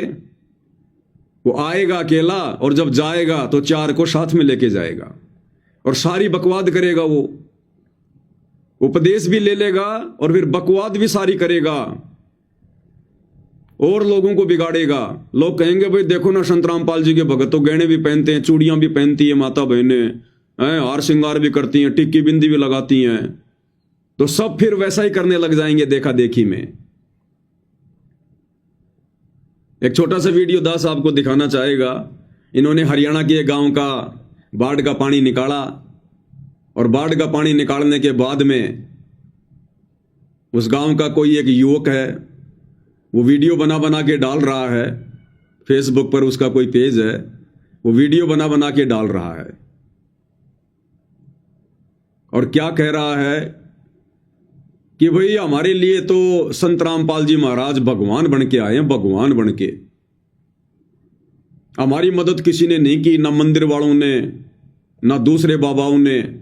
संत रामपाल जी ने हमारी मुसीबत में मदद की, हमारे खेत का पानी निकाला, हमारी फसल को बचाया। भाई हमारे लिए तो भगवान आ रहे हैं, भगवान। और लास्ट में जब इंटरव्यू लेने वाले व्यक्ति ने कहा भाई फिर नाम वगैरह लेने की क्या सलाह है, तो कह रहे भाई ना तो मैंने नाम लिया और ना मैं नाम लेंदा, कि ना तो अभी तक मैंने नाम लिया है और ना भाई मैं संत रामपाल जी से नाम लूंगा। और व्यर्थ के उपदेश दे रहा है कि संत रामपाल जी भगवान आए हुए हैं, भगवान आए हुए हैं। पहले आप उनका ये वीडियो सुनिए भाई और बहनों। भाई संत साहेब रामपाल जी महाराज संत साहेब भगवान है भाई। मारा नाम का दोष है, कोई गुंडा को से कोई आतंकवादी को, हमने से गुंडा इसा आतंकवादी की जरूरत है ना, कि हमने से देशभक्त हैं जो हमारा काम ही नहीं आवा। हमको जितनी गुंडा बताओ हो, जितनी तम देशद्रोही बताओ हो, वही हमारा नाम का हकीकत में इस टाइम भगवान है। हमने उसा देशद्रोही था शिक्षा लेनी चाहिए रामपाल जी महाराज था। जितनी काम करना जरा पानी चढ़ 20-20 लाख 25-25-30 लाख का सामान दिया, 55 मोटर 30,000 फुट पाइप देने का काम करता तो 100 ऐसे रामपाल है और श्रम आनी चाहिए उन मंदिर वाले पुजारिया ना मंदिर तो कोई हमना आपत्ति नहीं है मंदिर में हमारी श्रद्धा 2 टाइम मंदिर में जावा उन पुजारिया ने श्रम आनी चाहिए जो यहाँ बड़े बड़े मंदिर में बैठे सैला से तिरुपति ये हमारा नजदीक बनबोरी इन मंदिर में जो पुजारी बैठे उन्हें श्रम आनी चाहिए करोड़ों रुपया का एक महीने का चंदा और वहाँ देख ले दाम देवा है और वहाँ गोजी मंगाना है और मुसीबत जब किसान पावा है और वो आपकी गोज भरने का काम करे बिल्कुल भी किसान की मदद नहीं करने का काम करे दूध जो काम कर रहे हैं भाई इस टाइम इस एरिया में रामपाल जी महाराज कर रहे हैं जमा करो इस बात पर भाई हमने शर्मिंदगी भी महसूस हुआ हमें गाड़ी दिया करते हैं राज मारे काम आया नाम नूम लेने की सलाह कर ली गई बिल्कुल भी नहीं नाम ना लिया ना लेंदा अच्छा नाम नूम लेने की सलाह कर ली गई बिल्कुल भी नहीं नाम ना लिया ना लेंदा अच्छा नाम नूम लेने की सलाह कर ली गई बिल्कुल भी नहीं नाम ना लिया ना लेंदा अच्छा जो अच्छा करेगा उसका प्रचार कराएंगे उसका गला खड़े होवांगे। अब बताओ भाई और बहनों, कह रहा है ना तो नाम लिया और ना मैं नाम लेंदा, यानी ना मैं नाम लूंगा, जो अच्छा काम करेगा हम तो उसका प्रचार करेंगे। तो इस प्रकार के भगत ये काल सतलोक आश्रम वालों के माध्यम से जोड़ना चाहता है, जिनको ना कोई ज्ञान ना कोई मर्यादाओं की जानकारी, केवल अपने स्वार्थ के लिए संत रामपाल जी को कह रहे हैं कि भगवान आया हुआ है, भगवान आया हुआ है। अरे भाई आज तक 30 साल हो गए संत रामपाल जी के 90% भगत ही नहीं जान पाए, नहीं पहचान पाए कि संत रामपाल जी भगवान आए हुए हैं। इस भाई को कैसे एक ही दिन में पता चल गया कि संत रामपाल जी भगवान आए हुए हैं? तो ये ज्ञान नहीं बोल रहा, ये इस गांव का स्वार्थ बोल रहा है। अगर इस गांव की बाढ़ का पानी संत रामपाल जी के इन सतलोक आश्रम वालों ने मदद करके ना निकाला होता, और यदि बाबा राम रहीम के भक्तों ने निकाल दिया होता, अगर बाबा राम रहीम के मैनेजमेंट ने इनको ये 5 मोटर और 10-20 हजार फुट पाइप दे दिए होते, तो आज ये भाई इसी प्रकार से वीडियो बना के बाबा राम रहीम की महिमा करता कि भाई बाबा राम रहीम ने चाहे कोई बलात्कारी को चाहे कोई गुंडा को, मारे लेखे तो वो भगवान है, भगवान जिसने हमारे गांव का पानी निकाल दिया। तो भाई और बहनों, हमने इस प्रकार की वीडियो देखकर, जो अपने स्वार्थों के लिए बनाए जाते हैं, भावनाओं में बहकर बनाए जाते हैं, हमने इस प्रकार के वीडियो देखकर विचलित नहीं होना चाहिए। और ना सतगुरु रामपाल जी भगवान इस प्रकार के जो प्रचारक हैं, जो ना उनसे उपदेश प्राप्त किए हैं, ना उनके ज्ञान को सुनते हैं, इस प्रकार के लोगों को अपना प्रचारक संत रामपाल जी नहीं बनाते। और ना सतगुरु रामपाल जी को इस प्रकार की झूठी महिमा की आवश्यकता है। वो महिमा का भूखा नहीं है कि लोग उनको भगवान कहें। अरे वो परमात्मा तो उस समय प्रसन्न होगा जब उनके भगत बनकर, उनको पहचान कर, हृदय से उनको भगवान कहें। और कहने से बात नहीं बनेगी। जैसे इन आश्रमों में जयकारे लगते हैं, संत रामपाल जी भगवान की जय। अरे भगवान जैसी भक्ति क्रिया करो, उनके साथ भगवान जैसा व्यवहार करो। अरे भगवान की आरती उतारी जाती है, ये आश्रम वाले आरती उतारते हैं क्या? अरे भगवान को भोग लगाया जाता है, ये आश्रम वाले सतगुरु रामपाल जी को भोग लगाते हैं क्या? तो परमेश्वर झूठी महिमा नहीं चाहता। तो ये इस प्रकार की भीड़, ये काल बली इन आश्रम वालों के माध्यम से इन आश्रमों में इकट्ठा करना चाहता है, इकट्ठा। अरे परमात्मा तो भीड़ की छटनी कर रहे हैं और ये जबरदस्ती भीड़ लेके आ रहे हैं। अरे इस प्रकार के भगत नहीं चाहिए गुरुदेव को। कहता ना तो नाम लिया और ना मैं नाम लेंदा, लेकिन संत रामपाल जी भगवान आए हुए हैं। अरे जब पता चल गया भाई आपको कि भगवान है और फिर भी नाम नहीं ले रहा, तो फिर भगवान कैसे झूठी महिमा को स्वीकार करेगा? अब जैसे कोई व्यक्ति किसी को बता दे कि भाई ये मिठाई है और इस मिठाई की ये गुण हैं, और बहुत सारे लोग इकट्ठा होकर मिठाई खा रहे हैं और कह रहे हैं वाह आनंद आ गया, क्या मीठा है, वाह वाह वाह। और इस जैसा भाई देख रहा है, सुन रहा है, और वो फिर वीडियो बना बना के कहे कि भाई देखो मिठाई ऐसी होती है, मिठाई ये है, मिठाई खाने से आनंद आता है। और इंटरव्यू लेने वाला कहे कि भाई फिर आपके क्या विचार हैं मिठाई खाने को लेकर? और फिर ये भाई कहे कि ना तो मैंने मिठाई खाई और ना मैं मिठाई खांदा, लेकिन लोग अगर खा रहे हैं तो मैं तो प्रचार करूंगा। अरे क्या फायदा भाई, फिर तूने मिठाई खाई नहीं, तू मिठाई के टेस्ट को जानता नहीं और कह रहा ना मैंने खाई ना मैं खाऊंगा, और फिर भी मिठाई का प्रचार कर रहा है। तो ये क्या है भाई और बहनों? या तो मूर्खता या फिर सवारत है, या तो मूर्खता या फिर सवारत है। मूर्खता तो ये हो गई कि जब मिठाई में इतने अच्छे गुण हैं तो फिर मिठाई को ना खाना फिर मूर्खता है, और प्रचार अगर फिर भी वो प्रचार करता है तो फिर ये सवारत है, सवारत है। क्योंकि फिर वो मिठाई बनाने वाली कंपनी उस व्यक्ति को कुछ न कुछ मदद कर रही है, जिस कारण से वो मिठाई ना खाकर भी उसका प्रचार कर रहा है। तो भाई और बहनों, सतगुरु रामपाल जी भगवान ने इस प्रकार के प्रचारकों की आवश्यकता नहीं है जिस प्रकार के प्रचारक ये सतलोक आश्रम वाले जबरदस्ती तैयार कर रहे हैं। तो हम सत्सेवक भाई बहनों ने इस प्रकार की वीडियो देखकर, और हमने उनके वीडियो को आगे शेयर नहीं करना चाहिए कि लो जी ये तो गुरु जी को भगवान कह रहा है, बहुत अच्छी बात है, करो वीडियो शेयर। कल को इस गांव में दोबारा से कोई आपत्ति आ गई और बाबा रामपाल के भक्तों से पहले अगर आसाराम जी के भक्तों ने जाके मदद कर दी तो फिर यही भाई वीडियो बना बना के आसाराम की महिमा करेगा, और तुम्हारे द्वारा शेयर किए जाने से फिर वो वीडियो बाकी दुनिया देखेगी। तो हमने किसी के भी वीडियो पर, दास बहुत पहले ये जानकारी आपको दे चुका है, 1-1.5 साल पहले, कि जगत वालों के चाहे कितने अच्छे वीडियो हों, कितनी अच्छी बातें हों, हमने उनके वीडियो को ना तो लाइक करना है ना हमने शेयर करना है। लाइक और शेयर बिल्कुल भी नहीं करना हमने, क्योंकि एक बात वो अच्छी बोलेगा और फिर वो 10 बात वो फालतू की उसमें जो है वो डालेगा, 10 बात फिर वो फालतू की जो है वो डालेगा। तो उसकी फालतू की बातें भी फिर हमारे शेयर करने से ज्यादा प्रचारित होती हैं, वहां फिर हम दोषी बनते हैं।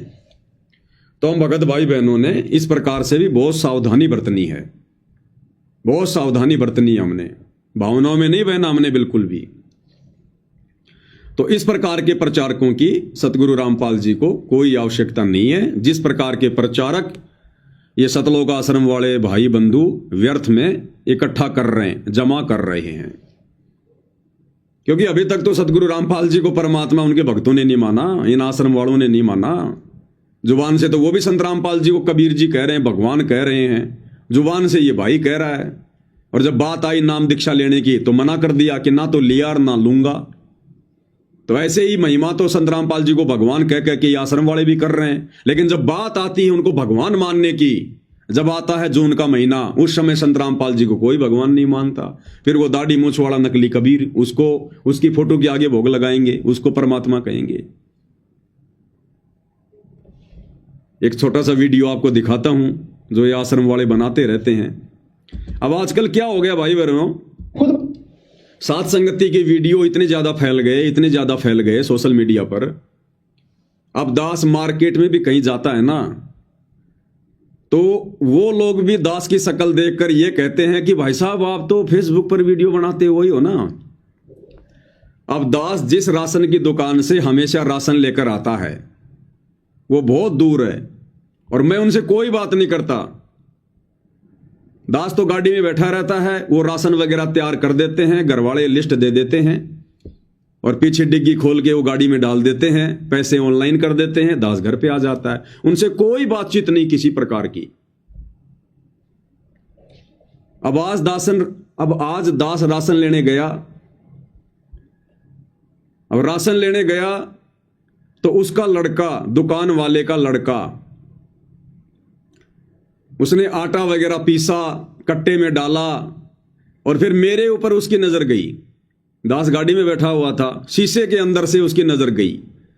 थोड़ी देर तो उसने सोचा, विचार किया, फिर वो दास के पास आया, वो आटा डालने के लिए। डिग्गी में जब आटा डालने आया तो दास ने जब पीछे मुड़ के देखा तो उसने कहा कि भाई साहब आप तो फेसबुक पे लाइव आते हो ना, आप तो वीडियो बनाते हो ना फेसबुक पर, मैंने आपको पहचान लिया। तो मैंने कहा हाँ भाई बनाता तो हूं। अरे भाई साहब, तो मैंने कहा कि आप मेरे नहीं, आप संत रामपाल जी के सत्संग सुनो। तो उसने कहा कि हाँ उनके भी सुनता हूं, लेकिन आपके वीडियो, बोलो कल तो मैं पूरा दोपहर आपके वीडियो देख रहा था, आप ही के वीडियो देख रहा था मैं। तो मैं कहा चलो वो भी देख लिया करो, लेकिन संत रामपाल जी के सत्संग सुनो, ज्ञान आपको वहां से मिलेगा। फिर और कई बातें बताने लग गया, आपने ये बात बताई, आपने ये बात कही, मुझे बहुत अच्छी लगी। तो दास ने कहा कि चलो कोई बात नहीं, आपने राशन रख दिया? बोला रख दिया। तो मैंने कहा ठीक है, गुरु जी के सत्संग सुना करो ज्यादा। फिर उसने डिग्गी बंद कर दी, दास घर पे आ गया।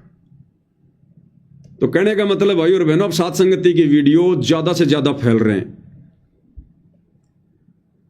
और सात संगति की वीडियो देख देख कर शतलोक आश्रमों से जुड़ी जो संगत है, उन्होंने इतना तो ज्ञान ले लिया कि भाई संत रामपाल जी भगवान हैं, संत रामपाल जी परमात्मा हैं, ये खुद ही कबीर हैं। इतना तो बार बार सात संगति की वीडियो देखने से इन आश्रम वाले भाइयों को समझ में आ गई। लेकिन ये दिल से परमात्मा मान नहीं पा रहे, स्वीकार नहीं कर पा रहे। जब बात आती है उनको भगवान मानने की, एक होता है कहना, एक होता है मानना, लेकिन जब बात आती है संत रामपाल जी को भगवान मानने की, साक्षात कबीर मानने की, उस समय ये फेल हो जाते हैं। क्योंकि परमात्मा कहते हैं नकल में भी अकल चाहिए, नकल में भी अकल चाहिए। अब ये मान क्यों नहीं पा रहे संत रामपाल जी को भगवान? अब भाई और बहनों, मानने के लिए पिछले मजबूत भक्ति संस्कार चाहिए। देखो, ज्ञान से तो केवल जानकारी होती है, दास के वीडियो से तो केवल जानकारी मिलेगी, लेकिन संत रामपाल जी को कबीर भगवान के रूप में हृदय से मानना, स्वीकार करना, ये भाई जब तक पिछले जन्म के भक्ति संस्कार दृढ़ नहीं होंगे, मजबूत नहीं होंगे, तब तक नहीं हो सकता ये, चाहे कोई कितनी कोशिश कर ले, कितनी कोशिश कर ले। जैसे हम बचपन में साइकिल चलाया करते थे, तो हम साइकिल को आवश्यकता से ज्यादा भगाया करते थे, कभी कभार जब स्कूल जाते थे जल्दबाजी के चक्कर में। अब साइकिल की एक लिमिट है भाई और बहनों, अब हम उससे ज्यादा पैर चलाएंगे, पेडल मारेंगे, जोर लगाएंगे, तो क्या होता था, फिर साइकिल के कुत्ते फैल हो जाते थे। यानी साइकिल का जो चक्का था फिर वो बिल्कुल ढीला हो जाता था, वो घूमता तो बहुत तेज था लेकिन साइकिल आगे नहीं बढ़ाता था। उसको कहते थे कि साइकिल के कुत्ते फैल हो गए। फिर उसमें तेल वगैरह डालते थे या उसकी चैन को टाइट करवाते थे, तब जाकर फिर वो पैडल सही चलते थे। तो भाई और बहनों, सात संगति की वीडियो देखकर इन आश्रम वालों को इतना तो समझ में आ गया कि संत रामपाल जी ही भगवान है, दूसरा कोई भगवान नहीं है। और आजकल ये लोग भी सात संगत वाले भाई बहनों की तरह संत रामपाल जी के आगे महाराज शब्द ना कहकर भगवान कहने लग गए। लेकिन जब बात आती है संत रामपाल जी को भगवान मानकर उनकी आरती उतारना, उनको भोग लगाना, उनकी महिमा करना, एकमात्र उन्हीं को दंडवत करना, उन्हीं की फोटो घर में रखना, उस समय भाई और बहनों इन आश्रम वालों के कुत्ते फैल हो जाते हैं। उस समय इनके कुत्ते फैल हो जाते हैं। फिर क्यों? क्योंकि इनकी चैन में ग्रिस नहीं है, इनकी चैन टाइट नहीं, अभी लूज है। इनके पिछले जन्मों के जो कर्म हैं, जो शुभ संस्कार हैं, वो अभी लूज हैं। तो वो तो भाई सतगुरु रामपाल जी भगवान ही दया कर सकते हैं, और कोई दया नहीं बख्श सकता है। तो इन्होंने एक वीडियो बनाया है, जो अक्सर ये लोग वीडियो बनाते रहते हैं, ये सतलोक आश्रम वाले। तो इन्होंने आश्रमों में खड़े होकर एक वीडियो बनाया है, कबीर सागर के बोध सागर का हवाला दिया है कि सतगुरु रामपाल जी कौन है। तो आपको दिखा देते हैं इनका एक छोटा सा वीडियो। खुद बताया है, आप देख सकते हैं सर। हमरो उनको एक शरीरा, जाको सुनियो नाम कबीरा। 628 वर्ष पूर्व कबीर साहब ने अपने शिष्य को पहले ही बता दिया था उस संत के विषय में। हमरो उनको एक शरीरा, जाको सुनियो नाम कबीरा। परमात्मा कबीर साहिब जी और संत रामपाल जी महाराज में कोई अंतर नहीं है, और उनका नाम कबीर होगा। संत रामपाल जी महाराज को 1997 में परम अक्षर ब्रह्म कबीर साहिब जी आकर मिले थे, और उस वीडियो के अंदर वही चीज दर्शाई गई है। हमरा उनका एक शरीरा, जाको सुनियो नाम कबीरा। जो परमात्मा कबीर साहिब का शरीर है ना, वही आज उस नौतम सुरती संत रामपाल जी महाराज के रूप में जो प्रकट हुई है, उनका वही शरीर है सर। अब बताओ, इनको ये जानकारी कहां से मिली है? कबीर सागर से, कि हमको और उनको एक शरीरा, और जाको कहिए नाम कबीरा। कि 650 साल पहले ये धर्मदास जी को कबीर जी ने कह दिया था कि जो नौतम सुरती आएगी कलयुग की पिछली पीढ़ी में, जिससे लोगों का उद्धार होगा, और उसका और मेरा एक ही शरीर होगा। अब एक ही शरीर का मतलब है एक ही होना। तो इस वाणी का हवाला दे रहे हैं और कह रहे हैं संत रामपाल जी खुद ही कबीर भगवान है।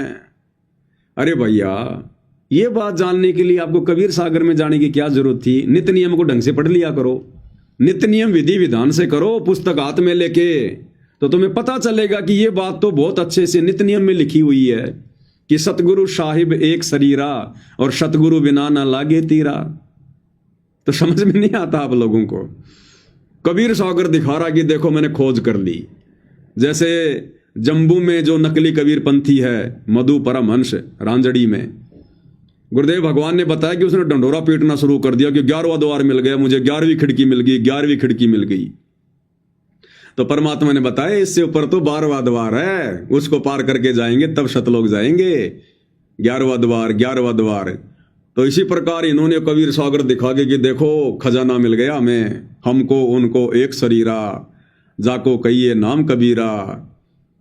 और यहां गुरुदेव भगवान रोज नित्य नियम में हमें पढ़ाते हैं कि नालायको, तुम्हें जो भक्ति बोध बना के दी है ना, ये दरबार में सजा के रखने के लिए नहीं दी है, इसको पढ़ो, इसका पाठ करो। इसके मूल्य की जगह गुरुदेव ने लिखा है नित्य नियम, यानी रोजाना इसका पाठ करो। तो समझो तुम अपने गुरुदेव के द्वारा मुफ्त में दी गई नित्य नियम का मूल्य अदा कर रहे हो, नहीं तो तुम धोखा कर रहे हो, धोखा।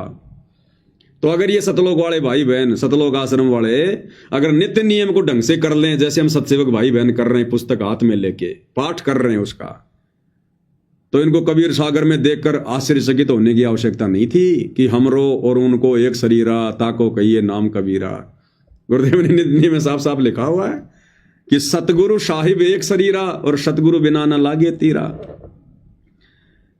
और फिर यह भी कह रहा है कि 1997 में संत रामपाल जी को कबीर जी आकर मिले थे। या लो 2 मिनट पहले तो कह रहा था कि कबीर जी और संत रामपाल जी एक ही हैं, हमरो और उनको एक शरीरा। और तुरंत बाद कह रहा कि फिर 1997 में संत रामपाल जी को कबीर जी आकर मिले, फिर उनको अलग अलग कर दिया। यानी कहने का मतलब है बड़ी मुश्किल से तो ये लोग देसी घी का थोड़ा बहुत हलवा बनाते हैं और तुरंत फिर उसमें गोबर डाल देते हैं। तो बताओ भाई और बहनों, फिर कैसे बात बनेगी? क्या कह रहा देखना, ध्यान से सुनना। शुरू में क्या कह रहा है और फिर वो एनिमेशन वाला वीडियो दिखा के कि 1997 में संत रामपाल जी को फिर कबीर जो है कबीर जी आकर मिले। देखिएगा, खुद बताया है, आप देख सकते हैं सर, हमरो उनको एक शरीरा, जाको सुनियो नाम कबीरा।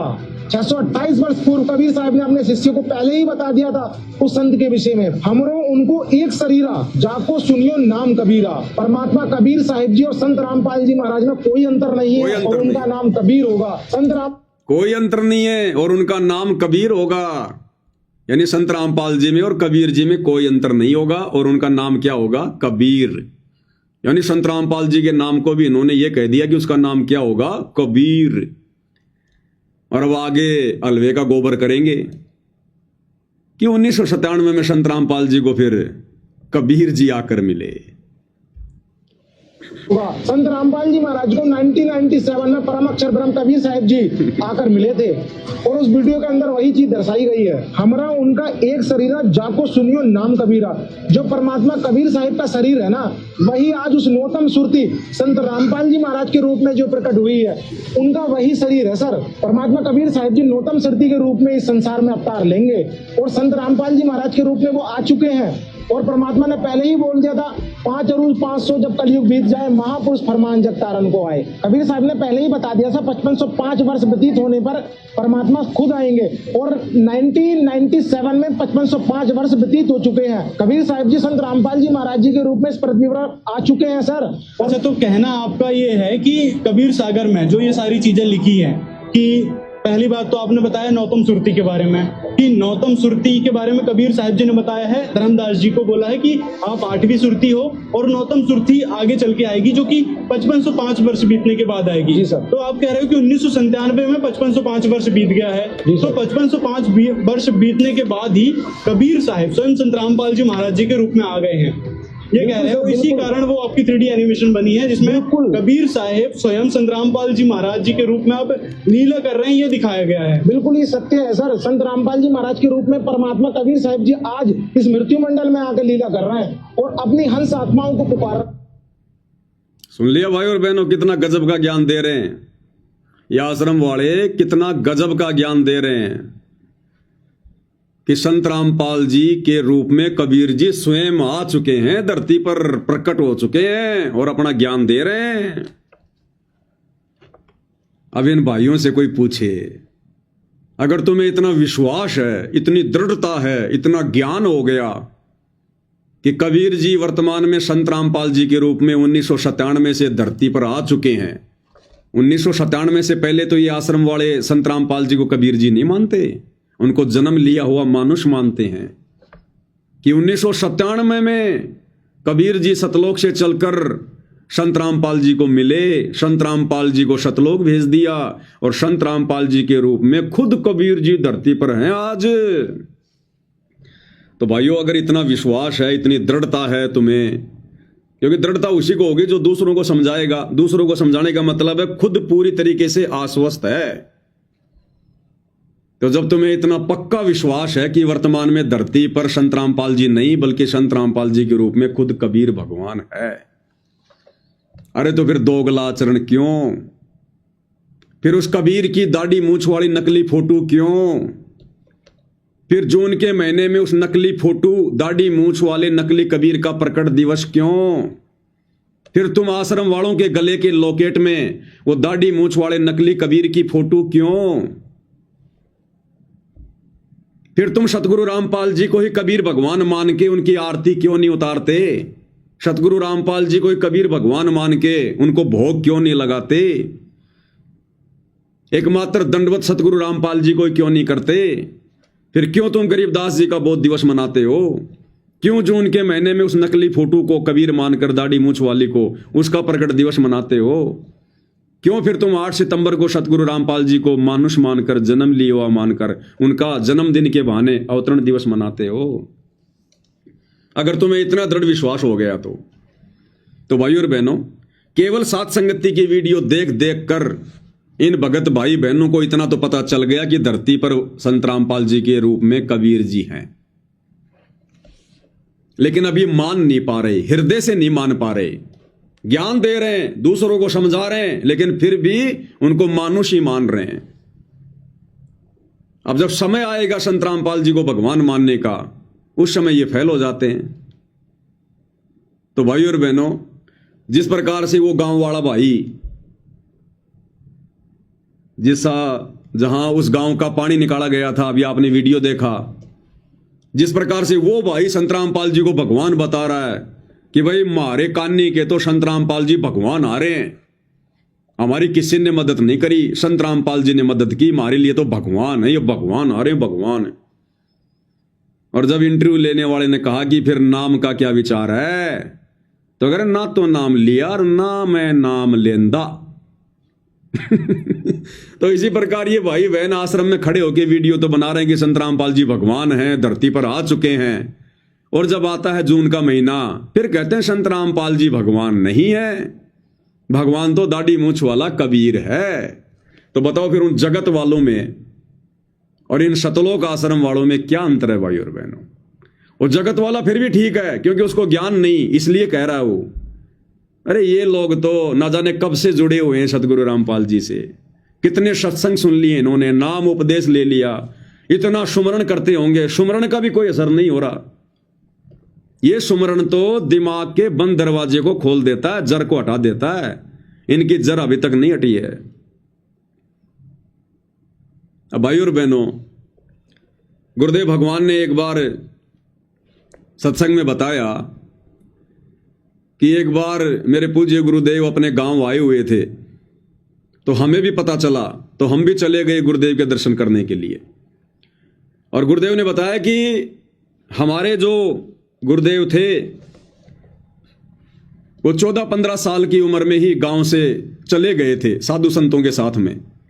उनको उनके जो भाई और भाभी थे वो उनको दुखी किया करते थे, और वो खेतों में, जंगल में, बणी में गाय भैंस लेकर जाते थे उनको चराने के लिए। तो वहीं उनको साधु मिल गए और उन्होंने अपना जो दुख था वो रोया उनके आगे कि महाराज जी, मेरे माता पिता तो हैं नहीं, भाई और भाभी है, वो मुझे टाइम पर खाना भी नहीं देते, और आप तो मेरे को ले चलो, मैं तो बहुत दुखी हो गया। तो उन साधुओं को दया आई और उनके साथ में आदरणीय रामदेवानंद जी चल दिए।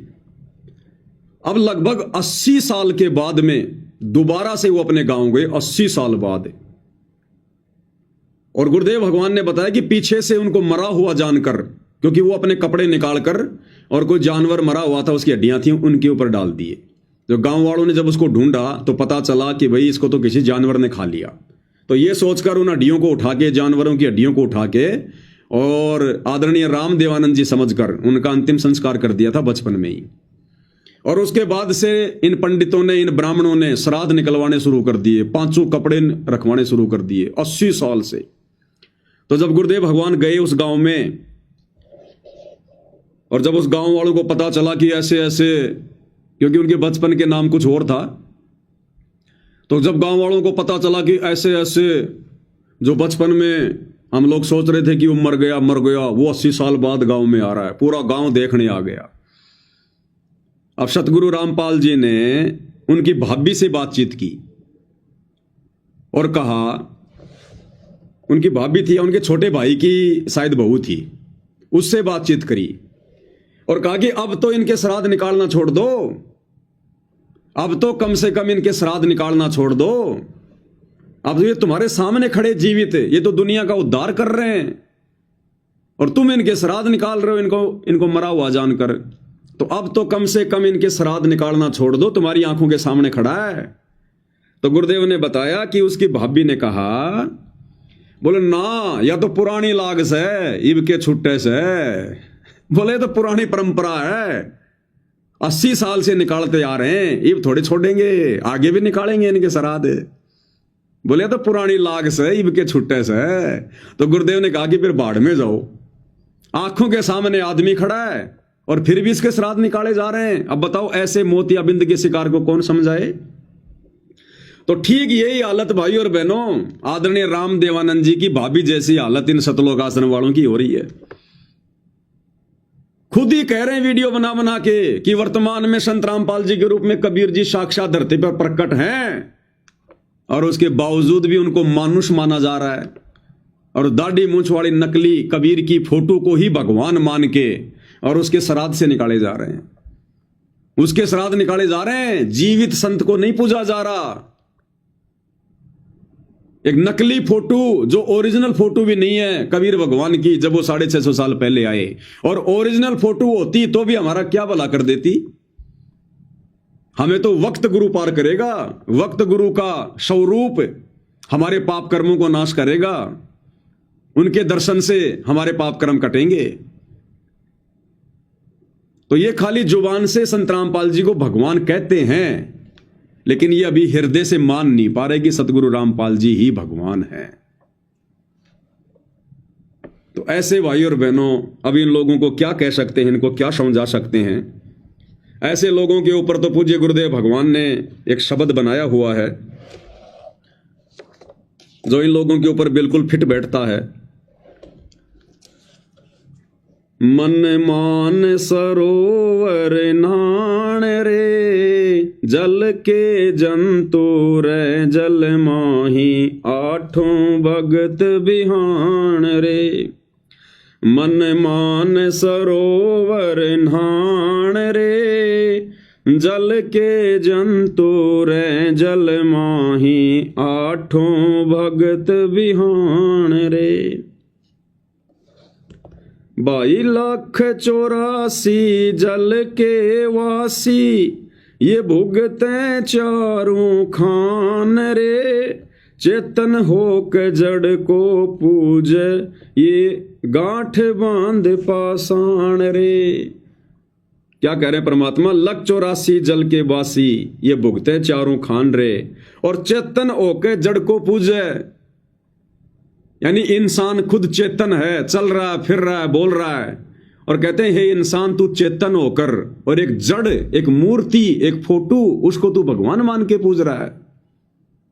चेतन होके जड़ को पूजे, ये गांठ बांध पाषाण रे। पत्थर को गांठ बांध रखा इन्होंने अपने पल्लू के, बहुत कीमती वस्तु समझकर।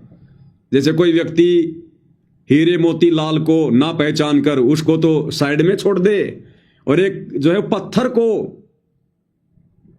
अपने पल्लू के गांठ बांध रखा है, ओहो बड़ी कीमती चीज है ये। तो कहते हैं वो तो मूर्ख व्यक्ति है जो चेतन होकर जड़ को पूज रहा है। तो इसी प्रकार ये लालों के लाल, हीरे मोती लाल सतगुरु रामपाल जी भगवान है। ये चेतन परमात्मा, जिंदा परमात्मा, इसको भगवान नहीं मान रहे, इनकी आरती नहीं उतार रहे, इनको भोग नहीं लगा रहे, इनका प्रकट दिवस नहीं मना रहे, और वो जड़, वो फोटो, उसको परमात्मा मान के पूज रहे हैं। तो ऐसे लोगों के विषय में कह रहे हैं भगवान, 184 जल के वासी भुगते चारों खान रे, चेतन हो के जड़ को पूजे ये गांठ बांध पाषाण रे, गांठ बांध पाषाण रे। भाई मरकट कहाँ चंदन के ले पे, क्या गंग नवाव सवान रे। भाई मरकट कहाँ चंदन के ले पे, क्या गंग नवाव सवान रे। सुधी हो ना पूछतास की, वो छोड़े को न्या बाण रे, छोड़े को न्या बाण रे। परमात्मा कहते हैं ऐसे लोगों की हालत तो उस गधे के जैसी है। मरकट यानी गधा। गधे को उसके शरीर पर चाहे कितना जो है चंदन का लेप कर दो, अगले ही पल उसको छोड़ते ही वो कुर्डियों में जाकर लौटेगा, राख में जाके लौटेगा, गंदगी में। तो कहते हैं मरकट के ऊपर चंदन लेप करने का कोई फायदा नहीं, उसने तो गंदगी में उसने लोट लगानी है। तो इन आश्रम वालों को कितना ही समझा दो, कितना ही ज्ञान बता दो, कितना ही कुछ दे दो, इनको प्रमाण है, अगले पल इन्होंने तो गुड़ और गोबर को एक करना है। और क्या गंग नवावे सवान रे। और कहते हैं जो कुत्ता होता है ना, कुत्ते को कितना ही गंगा जी में स्नान करवा दो, उसकी पूंछ कभी सीधी नहीं हो सकती, कभी भी, चाहे गंगा जी में कितनी डुबकी लगाओ। तो जो ज्ञानहीन प्राणी होते हैं, जिनके पिछले जन्मों के संस्कार मजबूत नहीं होते हैं भाई और बहनों, उनको कितने प्रमाण दे दो, कितने वीडियो बना दो कि गुरुदेव भगवान स्वयं परमात्मा है, परमेश्वर हैं, कबीर जी हैं, मान जाओ, लेकिन उनकी पूंछ कभी भी सीधी होने वाली नहीं है। वो छोड़े कोन्या बाण रे, बाण यानी आदत। वो कुत्ता कभी भी अपनी आदत नहीं छोड़ता, वो गधा कभी भी अपनी आदत को नहीं छोड़ेगा। भाई 12 कोट जहां जम किंकर, बड़े बड़े दैत्य हवान रे। 12 कोट जहां जम किंकर, बड़े बड़े दैत्य हवान रे। धर्मराय के दरगाह माही, हो रही खेचा ताण रे, हो रही खेचा ताण रे। भाई 184 कठिन 83, तू वचन हमारा मान रे। 184 कठिन 83, तू वचन हमारा मान रे। जैसे लो तार जंती में, तेरे ऐसे खिंचे प्राण रे, ऐसे खिंचे प्राण रे। फिर क्या होता है ऐसी आत्माओं के साथ में? देखो, ये जगत और भगत दोनों के लिए है ये संदेशा। जगत वाले जो शास्त्र विरुद्ध साधना करते हैं, जो इन पत्थरों की पूजा करते हैं और परमात्मा को नहीं पहचानते, साधु संतों की शरण में नहीं आते, और संतों के शरण में आने के बाद, जैसे सतगुरु रामपाल जी की शरण में आने के बाद, तत्व ज्ञान लेने के बाद भी जो उन पत्थरों की पूजा करते हैं, पत्थरों को ही भगवान मानते हैं, ये फोटो और पत्थर, इसमें कोई अंतर नहीं है भाई और बहनों। जिस समय ये शब्द जो बनाया गया है आदरणीय गरीबदास जी के द्वारा, उस समय भाई और बहनों ये डिजिटल मीडिया नहीं था, ये प्रिंट वगैरह निकालने की सुविधा नहीं थी, ये फोटो वगैरह नहीं बनती थी देवी देवताओं की। उस समय ये मूर्तियां बनती थी पत्थर की। इसलिए गरीबदास जी ने जो है वो जड़ नाम दिया उसको, कि भाई वो मूर्तियां पूजते हैं। अब वर्तमान में कलयुग की पिछली पीढ़ी है, सोशल मीडिया है, वैज्ञानिक युग है। अब वर्तमान में उन देवी देवताओं की फोटोओं को जो है वो कागज के ऊपर प्रिंट कर दिया। तो चाहे वो पत्थर की मूर्ति पूजो, और चाहे जो है वो कबीर जी की फोटो बना के पूजो, वो जड़ को पूजना है, जड़ को पूजना। इसलिए परमात्मा कह रहे हैं फिर उन प्राणियों के साथ में आने वाले समय में फिर क्या बनेगी, जो जड़ की पूजा कर रहे हैं, जो पत्थरों की पूजा कर रहे हैं, जो मुर्दों की पूजा कर रहे हैं। 12 कोट जम किंकर जहां बड़े बड़े दैत्य हवान रे, और धर्मराय की दरगाह माई हो रही खेचा तान रे। फिर ये होगा उनके साथ में वहां पर, क्योंकि मोक्ष तो फिर हो नहीं पाएगा ना। कितनी भक्ति कर लो, कितना ही दान कर लो, कितना ही कुछ कर लो, जब तक गुरु को हृदय से परमात्मा मानकर और परमात्मा वाली भक्ति क्रिया जब तक उनके साथ नहीं करोगे उनको प्रसन्न करने के लिए, तब तक भाई धर्मराय की दरगाह में इसी प्रकार से खेचातानी होती रहेगी। भाई 184 कठिन 83 तू वचन हमारा मान रहे। परमात्मा कह रहे मेरी बात को सत्य मान ले, नहीं तो 184 में जाएगा और फिर बहुत ज्यादा वहां पे जो है वो तुझे वो परेशानियों का सामना करना पड़ेगा। 83 यानी कष्ट। जैसे लो तार जंती में तेरे ऐसे खिंचे प्राण रे। जैसे लोहे को मशीन में डाल के और उसके बारीक बारीक जो तार बनाए जाते हैं उसको छिला जाता है, तो गोल गोल गोल गोल वो स्प्रिंग जैसा उसकी जो खाल होती है लोहे की, ऊपर की जो होती है परत, वो ऐसे जमा होती रहती है, उसको कहते हैं जंती। जैसे लो तार जंती में तेरे ऐसे खिंचे प्राण में। वो धर्मराय की दरगाह में यम के दूत गुरु को मानुष मानकर भक्ति करने वालों की फिर इस प्रकार से वो खाल उतारते हैं खींच खींच के, ऐसे उनको वो कष्ट देते हैं। भाई 184 मेट देते हैं शब्द हमारा मान रे। 184 मेट देते हैं तू शब्द हमारा मान रे। हरदम नाम जपो हर हीरा, चलना आम दीवान रे, चलना आम दीवान रे।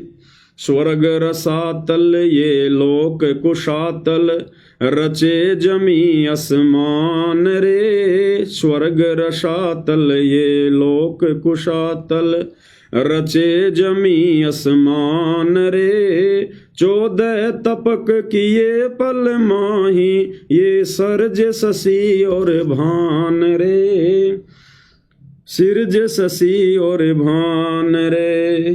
भाई निर्गुण नूर जहूर जुहारम, निरख परख परवान रे।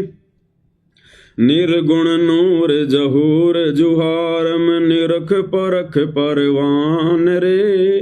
गरीबदास निज नाम निरंतर, सतगुरुदेव दान रे, सतगुरुदेव दान रे।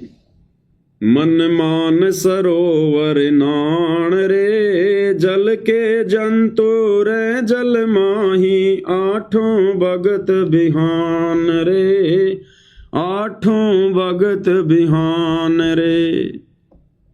तो ये हाल है भाई और बहनों इन लोगों का। अब परमात्मा ने तो समझाने में अपने सत्संगों में भाई और बहनों कोई कसर नहीं छोड़ी। हिसार जेल में बैठकर भी गुरुदेव भगवान ने विशेष संदेश इतने प्यार से इतने अच्छे से खुलासा किया। गुरुदेव ने अपने विषय में भी खूब गुरुदेव भगवान ने संकेत कर दिए कि इस दास को पहचान लो, ये दास कौन है, नहीं तो ये काल तुम्हें खाएगा। तो इसी प्रकार भाई और बहनों जो रजा आज वर्तमान में हम सत्सेवक भाई बहनों पर हुई है वो अनमोल है। छप्पर फाड़, छप्पर फाड़। अब आज दास सोशल मीडिया पर देख रहा था, सतलोक आश्रमों से जुड़े किसी भगत ने एक पोस्ट की है और उस पोस्ट में उसने क्या बताया है कि भाई हिसार जेल से गुरुदेव भगवान का आदेश आया है और गुरुदेव भगवान ने संगत को क्या आदेश दिया है।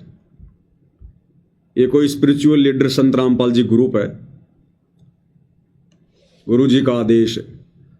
गुरु जी ने धनाना धाम में साफ साफ कहा है, साफ साफ कहने का मतलब बिल्कुल कड़े कड़े शब्दों में गुरु जी ने धनाना धाम में साफ साफ कहा है कि सत्संग और आरती के समय पर ऐसी कोई भी सेवा ना करो जिससे सत्संग में बाधा आए, चाहे वो वीडियो की एडिटिंग हो या हेडफोन वाली कोई सेवा हो।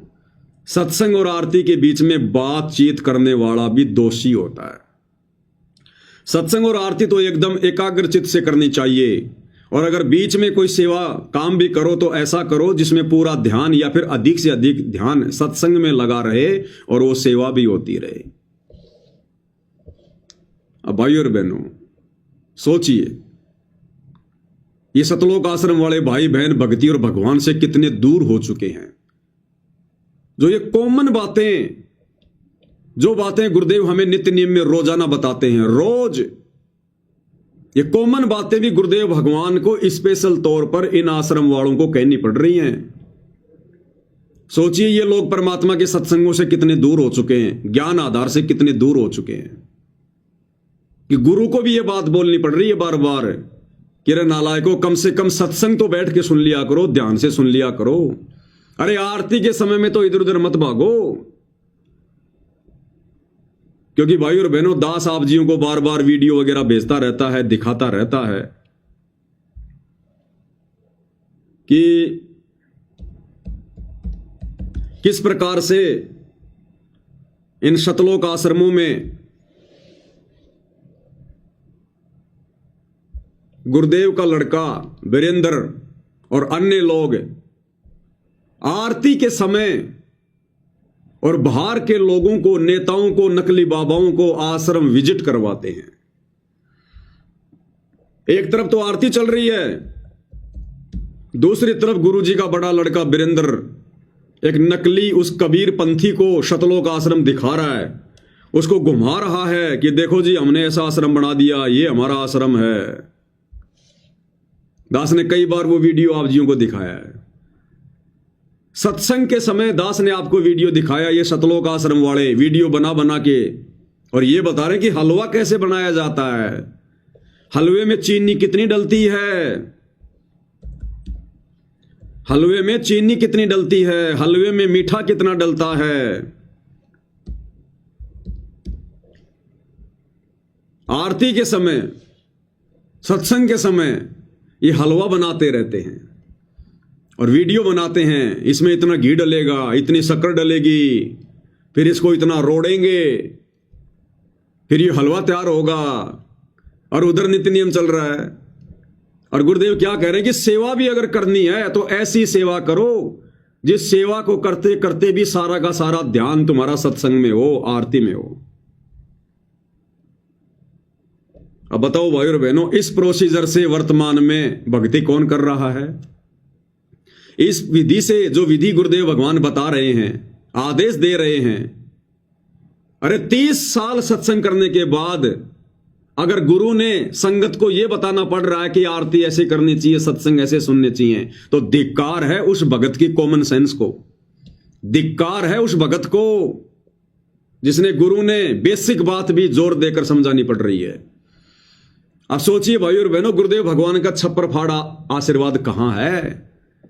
अरे इस विधि से तो आरती हम सत्सेवक भाई बहन करते हैं, 100 काम छोड़कर सत्संग सुनते हैं, 100 काम छोड़कर, और गुरुदेव भगवान की आरती उतारते उतारते हम लोग जो है उनकी महिमा कर रहे हैं। संध्या आरती, सुबह का नित्य नियम, तीनों समय की आरती हाथ में भक्ति बोध लेकर, या गुरुदेव भगवान की जो आरती है हम भगत भाई बहन उसको अपने मुंह से उसको रिकॉर्ड करके साइड में उसको चला के, और वो शब्द हम ध्यान से सुनते हैं और गुरुदेव भगवान की आरती उतारते उनके ऊपर हम चवर करते हैं। तो इस विधि से सत्संग कौन सुन रहा है? इस विधि से आरती कौन कर रहा है? तो गुरु का आशीर्वाद कहां होगा? फिर किन आत्माओं से गुरु प्रसन्न होगा? इसलिए दास कहता है कि ये जो साध संगति है ये गुरुदेव भगवान का यथार्थ 13वां कबीर पंथ है, यथार्थ 13वां कबीर पंथ। और गुरुदेव के आशीर्वाद से यहां पर आप और भगत भाई बहन इतनी अच्छी भक्ति कर पा रहे हैं, मर्यादा निभा पा रहे हैं। अन्यथा इन आश्रमों में देख लो, ये कहते हैं कि सतलोक आश्रम तो भक्ति के केंद्र हैं और भक्ति की यहां पर छींट भी नहीं है। वो अंतर्यामी भगवान तो हिसार जेल में बैठ के सब देख रहे हैं ना, ये क्या ड्रामे कर रहे हैं, कैसे इनकी आरतियां होती हैं। इन आश्रमों में जाकर आने वाले भगत भाई बहन बता रहे हैं कि भगत जी हम चले तो गए लेकिन हमारा तो मन वहां बिल्कुल नहीं लगा, साथ संगतियों वाली खुराक वहां बिल्कुल भी नहीं है, 1% भी। बोला सतगुरु रामपाल जी भगवान के समय सतलोक आश्रमों में कम से कम संगत आरती के समय बैठ तो जाया करती थी। वर्तमान में तो कोई बैठता भी नहीं है, कोई बाथरूम में भग रहा है, कोई भंडारा ले रहा है, कोई दूसरी तरफ जा रहा है, मोबाइल ले लेके बैठे हुए हैं, मोबाइल में लोग देख रहे हैं, खेल रहे हैं, आरती चल रही है, हो गई आरती, कोई लेट रहा है, कोई आपस में बातचीत हो रही है, जैसे किसी ब्याह शादी में होता ना, वैसा होता है वहां पर। उसके बाद उन भाइयों ने फिर आश्रम में जाना छोड़ दिया कि भाई यहां भक्ति नहीं है, हम तो गलती से आ गए थे, यहां पर यहां आत्मा की खुराक नहीं है। तो ये दया गुरुदेव आप और हमारे ऊपर बख्श रहे हैं। और सोचो भाई और बहनों, इन आश्रम वालों को गुरुदेव ये आदेश दे रहे हैं, इन आश्रम वालों को, इन लोगों के अनुसार, इन आश्रम वालों को, जबकि आश्रम वालों को इस प्रकार के आदेशों की आवश्यकता नहीं पड़नी चाहिए। जिस प्रकार हॉस्पिटल में कोई रोगी एडमिट है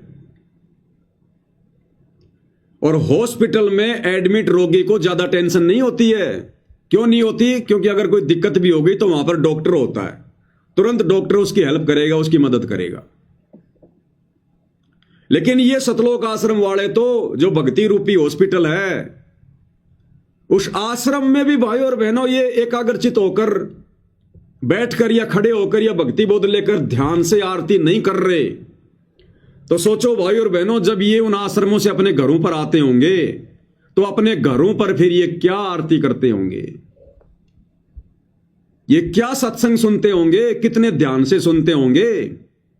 जब गुरुदेव ने यहां तक लिखना पड़ा, आदेश देना पड़ा अंतर्यामी ने कि रे कम से कम तुम इतनी दूर दूर से आते हो, कोई 1000 किलोमीटर से आ रहा है, कोई 500 किलोमीटर से आ रहा है, क्यों आ रहे हो? टाइम पास के लिए आ रहे हो क्या?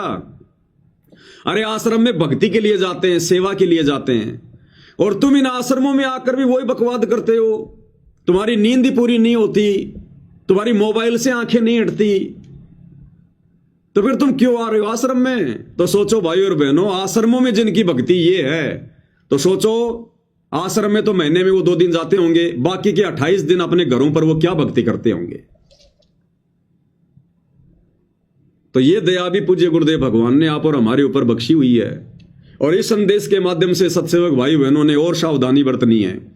अगर कोई सत्सेवक भाई बहन गफलत में चल रहा हो, आरती के समय या सत्संग के समय यदि वो फालतू की यदि कोई वो क्रिया करता हो, तो भाई उनको भी सावधान होने की जरूरत है। आदेश तो आदेश ही होता है। मैं इस लिखे हुए पैराग्राफ को आदेश इसलिए बता रहा हूं, मुझे नहीं पता ये गुरुदेव का आदेश है या नहीं है। जिस भगत ने ये डाला है गुरु जी का आदेश बताकर, मैं इसको आदेश इसलिए मान रहा हूं, बता नहीं रहा, मान रहा हूं, क्योंकि ये जो लिखी हुई लाइनें हैं ये मेरे गुरुदेव के तत्व ज्ञान से संबंधित हैं। ये गुरुदेव भगवान के वचनों से मेल खाती हैं, उनके सत्संगों के अनुसार है ये। इसलिए ये चाहे धनाना आश्रम में आदेश आया हो, चाहे किसी और भगत को गुरुदेव ने दिया हो, लेकिन ये गुरुदेव के सत्संगों से मेल खा रही है, इसलिए मैं इसका समर्थन कर रहा हूं। हम उन तमाम आदेशों का समर्थन करेंगे जो आदेश गुरुदेव के सत्संगों से मेल खाएंगे, वो चाहे सतलोक आश्रम की तरफ से आओ या चाहे वैसे कोई भगत बताओ। लेकिन ये लोग ऐसा कोई आदेश पारित ही नहीं करते जो गुरुदेव के ज्ञान के अनुसार हो। तो जो आदेश गुरुदेव के अनुसार होगा, उनके भक्ति विधान के अनुसार होगा, उसको हम बिल्कुल सत्य मानेंगे। तो ये जो आदेश है ये गुरुदेव भगवान के भक्ति विधान के अनुसार है, बिल्कुल सत्य है। तो हम सत्सेवक भाई बहनों ने और अधिक ध्यान रखना है और अधिक विशेष सावधानी रखनी है कि आरती के समय हम अन्य कोई दूसरा काम ना करें। और इसीलिए सतगुरुदेव भगवान ने ये पाती पंच पोहप कर पूजा, देव निरंजन और न दूजा, हमसे इस विधि से आरती करवानी शुरू की है, ताकि मन को बकवाद करने के लिए, इधर उधर की बातें सोचने के लिए समय ना मिले। अगर आरती करते समय सुबह का नित्य नियम या शाम की संध्या आरती, जब गुरुदेव की आरती करते हुए हम उनकी महिमा करेंगे, तो हमारा ध्यान कहाँ रहेगा? या तो वाणियों में रहेगा या फिर सामने गुरुदेव भगवान के स्वरूप में रहेगा, क्योंकि हम आरती उनके स्वरूप को देखकर कर रहे हैं सामने। तो कान क्या सुनेंगे? गुरुदेव के वचन, वो वाणियां, वो चाहे भगत की जुबान में हो चाहे गुरुदेव की जुबान में हो। और आंखें क्या देखेंगी? अपने गुरुदेव का स्वरूप। तो गुरुदेव भगवान ने किस कदर हम आत्माओं को काल के षड्यंत्र से दूर करके भक्ति के नजदीक बैठा रखा है। तो ये दया भी परमात्मा की विशेष तौर पर आप और हम भगत भाई बहनों के ऊपर हुई है। और हमने पूज्य गुरुदेव भगवान की इस रजा को भाई और बहनों इसी प्रकार से आजीवन बना के रखना है, आजीवन। तभी हमारा यहां से पीछा छूटेगा, हमारी बात बनेगी। ये सात संगतियां भगवान ने इसलिए शुरू करवाई है ताकि हम जागरूक रहें, जागृत रहें मन को, क्योंकि मन रूप में ये काल ही बैठा है साक्षात। तो गुरुदेव कहते हैं कि इस मन को यानी इस काल को जरा भी मौका ना मिले अब, क्योंकि अब ये बड़ी बड़ी गलतियां करवाने की कोशिश करेगा। इसको भी पता है कि मेरे हाथ से मेरा भोजन निकलता जा रहा है और विनाशकालीन समय बहुत नजदीक है। हम 2025 के एंड में जी रहे हैं। भविष्य वक्ता कहते हैं कि 2025 जाते जाते दुनिया को खून के आंसू रुला के जाएगा, और 26 और 27 का तो कहना है क्या, वो तो दुनिया को बंदर दिखेगा ही दिखेगा। तो भाई और बहनों, उस आगामी समय को भी ध्यान में रखकर और आगामी समय की ज्यादा चिंता ना करके हमने अपने गुरुदेव के वचन की चिंता करनी है, अपने मोक्ष की चिंता करनी है। जो होना है वो तो होके रहेगा, लेकिन हमने यदि अपने गुरु के वचन को तोड़ दिया और यदि हम पार नहीं हुए तो फिर हमारे साथ में फिर असंख्य जन्मों में असंख्य बार होगा फिर ऐसे विनाशकारी समय, ऐसी प्रलय, ऐसे दुख तकलीफें हमने अनंत बार फिर भोगनी पड़ेंगी। और यदि वर्तमान में गुरुदेव के वचन पर रहे, मर्यादा में रहे, साथ संगति से जुड़े रहे, गुरु को परमेश्वर मानकर भक्ति पर लगे रहे, तो ये वर्तमान समय की जो समस्या है, जो पूरे विश्व को दिखाई दे रही है कि आने वाले समय में क्या होने वाला है, 2028 युग परिवर्तन, आने वाले 2.5-3 वर्षों में क्या होगा, परमेश्वर हमारे ऊपर इस आपदा को भी नहीं आने देंगे। इन आपत्तियों से भी गुरुदेव हमारी रक्षा करेंगे, सुरक्षा करेंगे, हमारे परिवार की रक्षा करेंगे, हमारी संपत्ति की रक्षा करेंगे। कह रखा गुरुदेव ने कि मर्यादित भगत की तो संपत्ति की भी परमात्मा रक्षा करेगा। तो आने वाले समय में ये देश और दुनिया जिस बुरे दौर से गुजरने वाली है, उस दौर में गुरुदेव हमें अपनी पलकों पे रखेंगे, पलकों पर। गुरुदेव एक सत्संग में बताते हैं कि काल ने परमात्मा का मजाक उड़ाते कहा कि ठीक है, आज तो तूने इनको नाम दे दिया, ज्ञान दे दिया, और जो मर्यादा में रहेगा आप उनके साथ हो, लेकिन फिर क्या होगा जब वो प्रलय का समय आएगा, जब वो विनाशकालीन समय आएगा। तो काल ने कहा कि धर अंबर सब जाएंगे और विनसेंगे कैलाश, एकम एका होवेगा तब कहां रहेंगे तेरे दास। तो परमात्मा ने कहा कि धर अंबर सब जान दे और विनसन दे कैलाश, और एकम एकम होण दे मेरे आश्रय रहेंगे मेरे दास। कि आज जो ये भक्ति कर रहे हैं, जो धर्म कर्म कर रहे हैं ना, इस भक्ति और धर्म कर्म के सहारे इन आत्माओं को मैं अपनी हथेलियों पे रखूंगा, अपने हाथों पर। जैसे पानी के ऊपर जहाज रहता है ना, वो डूबता नहीं, ऐसे तेरे उस विनाशकारी समय में मैं अपनी आत्माओं को ऐसे रखूंगा, उन पर कोई आंच नहीं आने दूंगा। तो ये परमेश्वर के वचन हैं, शाश्वत सत्य हैं, लेकिन ये शाश्वत सत्य वचन उन्हीं आत्माओं पर लागू होंगे जो आत्माएं वर्तमान में गुरुदेव की हर प्रकार से मर्यादाओं में रहकर भक्ति करेंगी, उनके विधान में रहकर जो भक्ति करेंगे, उन्हीं के ऊपर लागू होगा। भाई डॉक्टर का इलाज, डॉक्टर का ऑपरेशन उसी आत्मा पर सफल होगा जो आत्मा, जो व्यक्ति डॉक्टर के द्वारा बताई गई सावधानियों में रहकर, उन परहेज को निभाकर जो अपना ट्रीटमेंट करवाएगा, गोली दवाई खाएगा। तो इसी प्रकार भक्ति मार्ग में गुरुदेव भगवान ने हमें जो विधान बता दिया, जो नियम और मर्यादाएं बता दी हैं, गुरु वचन बता दिया है, हम उसमें रहकर भक्ति करेंगे तो परमेश्वर की जो रजा है, जो आशीर्वाद है, वो हमारे ऊपर बना रहेगा। इसलिए हमने मर्यादित भक्ति और हर प्रकार से गुरुदेव को प्रसन्न करने वाले तरीके और नेक नीति, ईमानदारी से अपना जीवन यापन, और एकमात्र टारगेट हमारा सतलोक। तो इस विधि से भाई और बहनों परमेश्वर हमारे ऊपर दया बख्शेंगे। तो आज की सतगुरु महिमा में केवल इतना ही। परमेश्वर हम सभी को आशीर्वाद दें, अपना आशीर्वाद हमारे ऊपर बनाकर रखें। तब तक के लिए साथ संगति को विराम देते हैं। बंदी छोड़ सतगुरु रामपाल जी परमेश्वर जी की जय हो।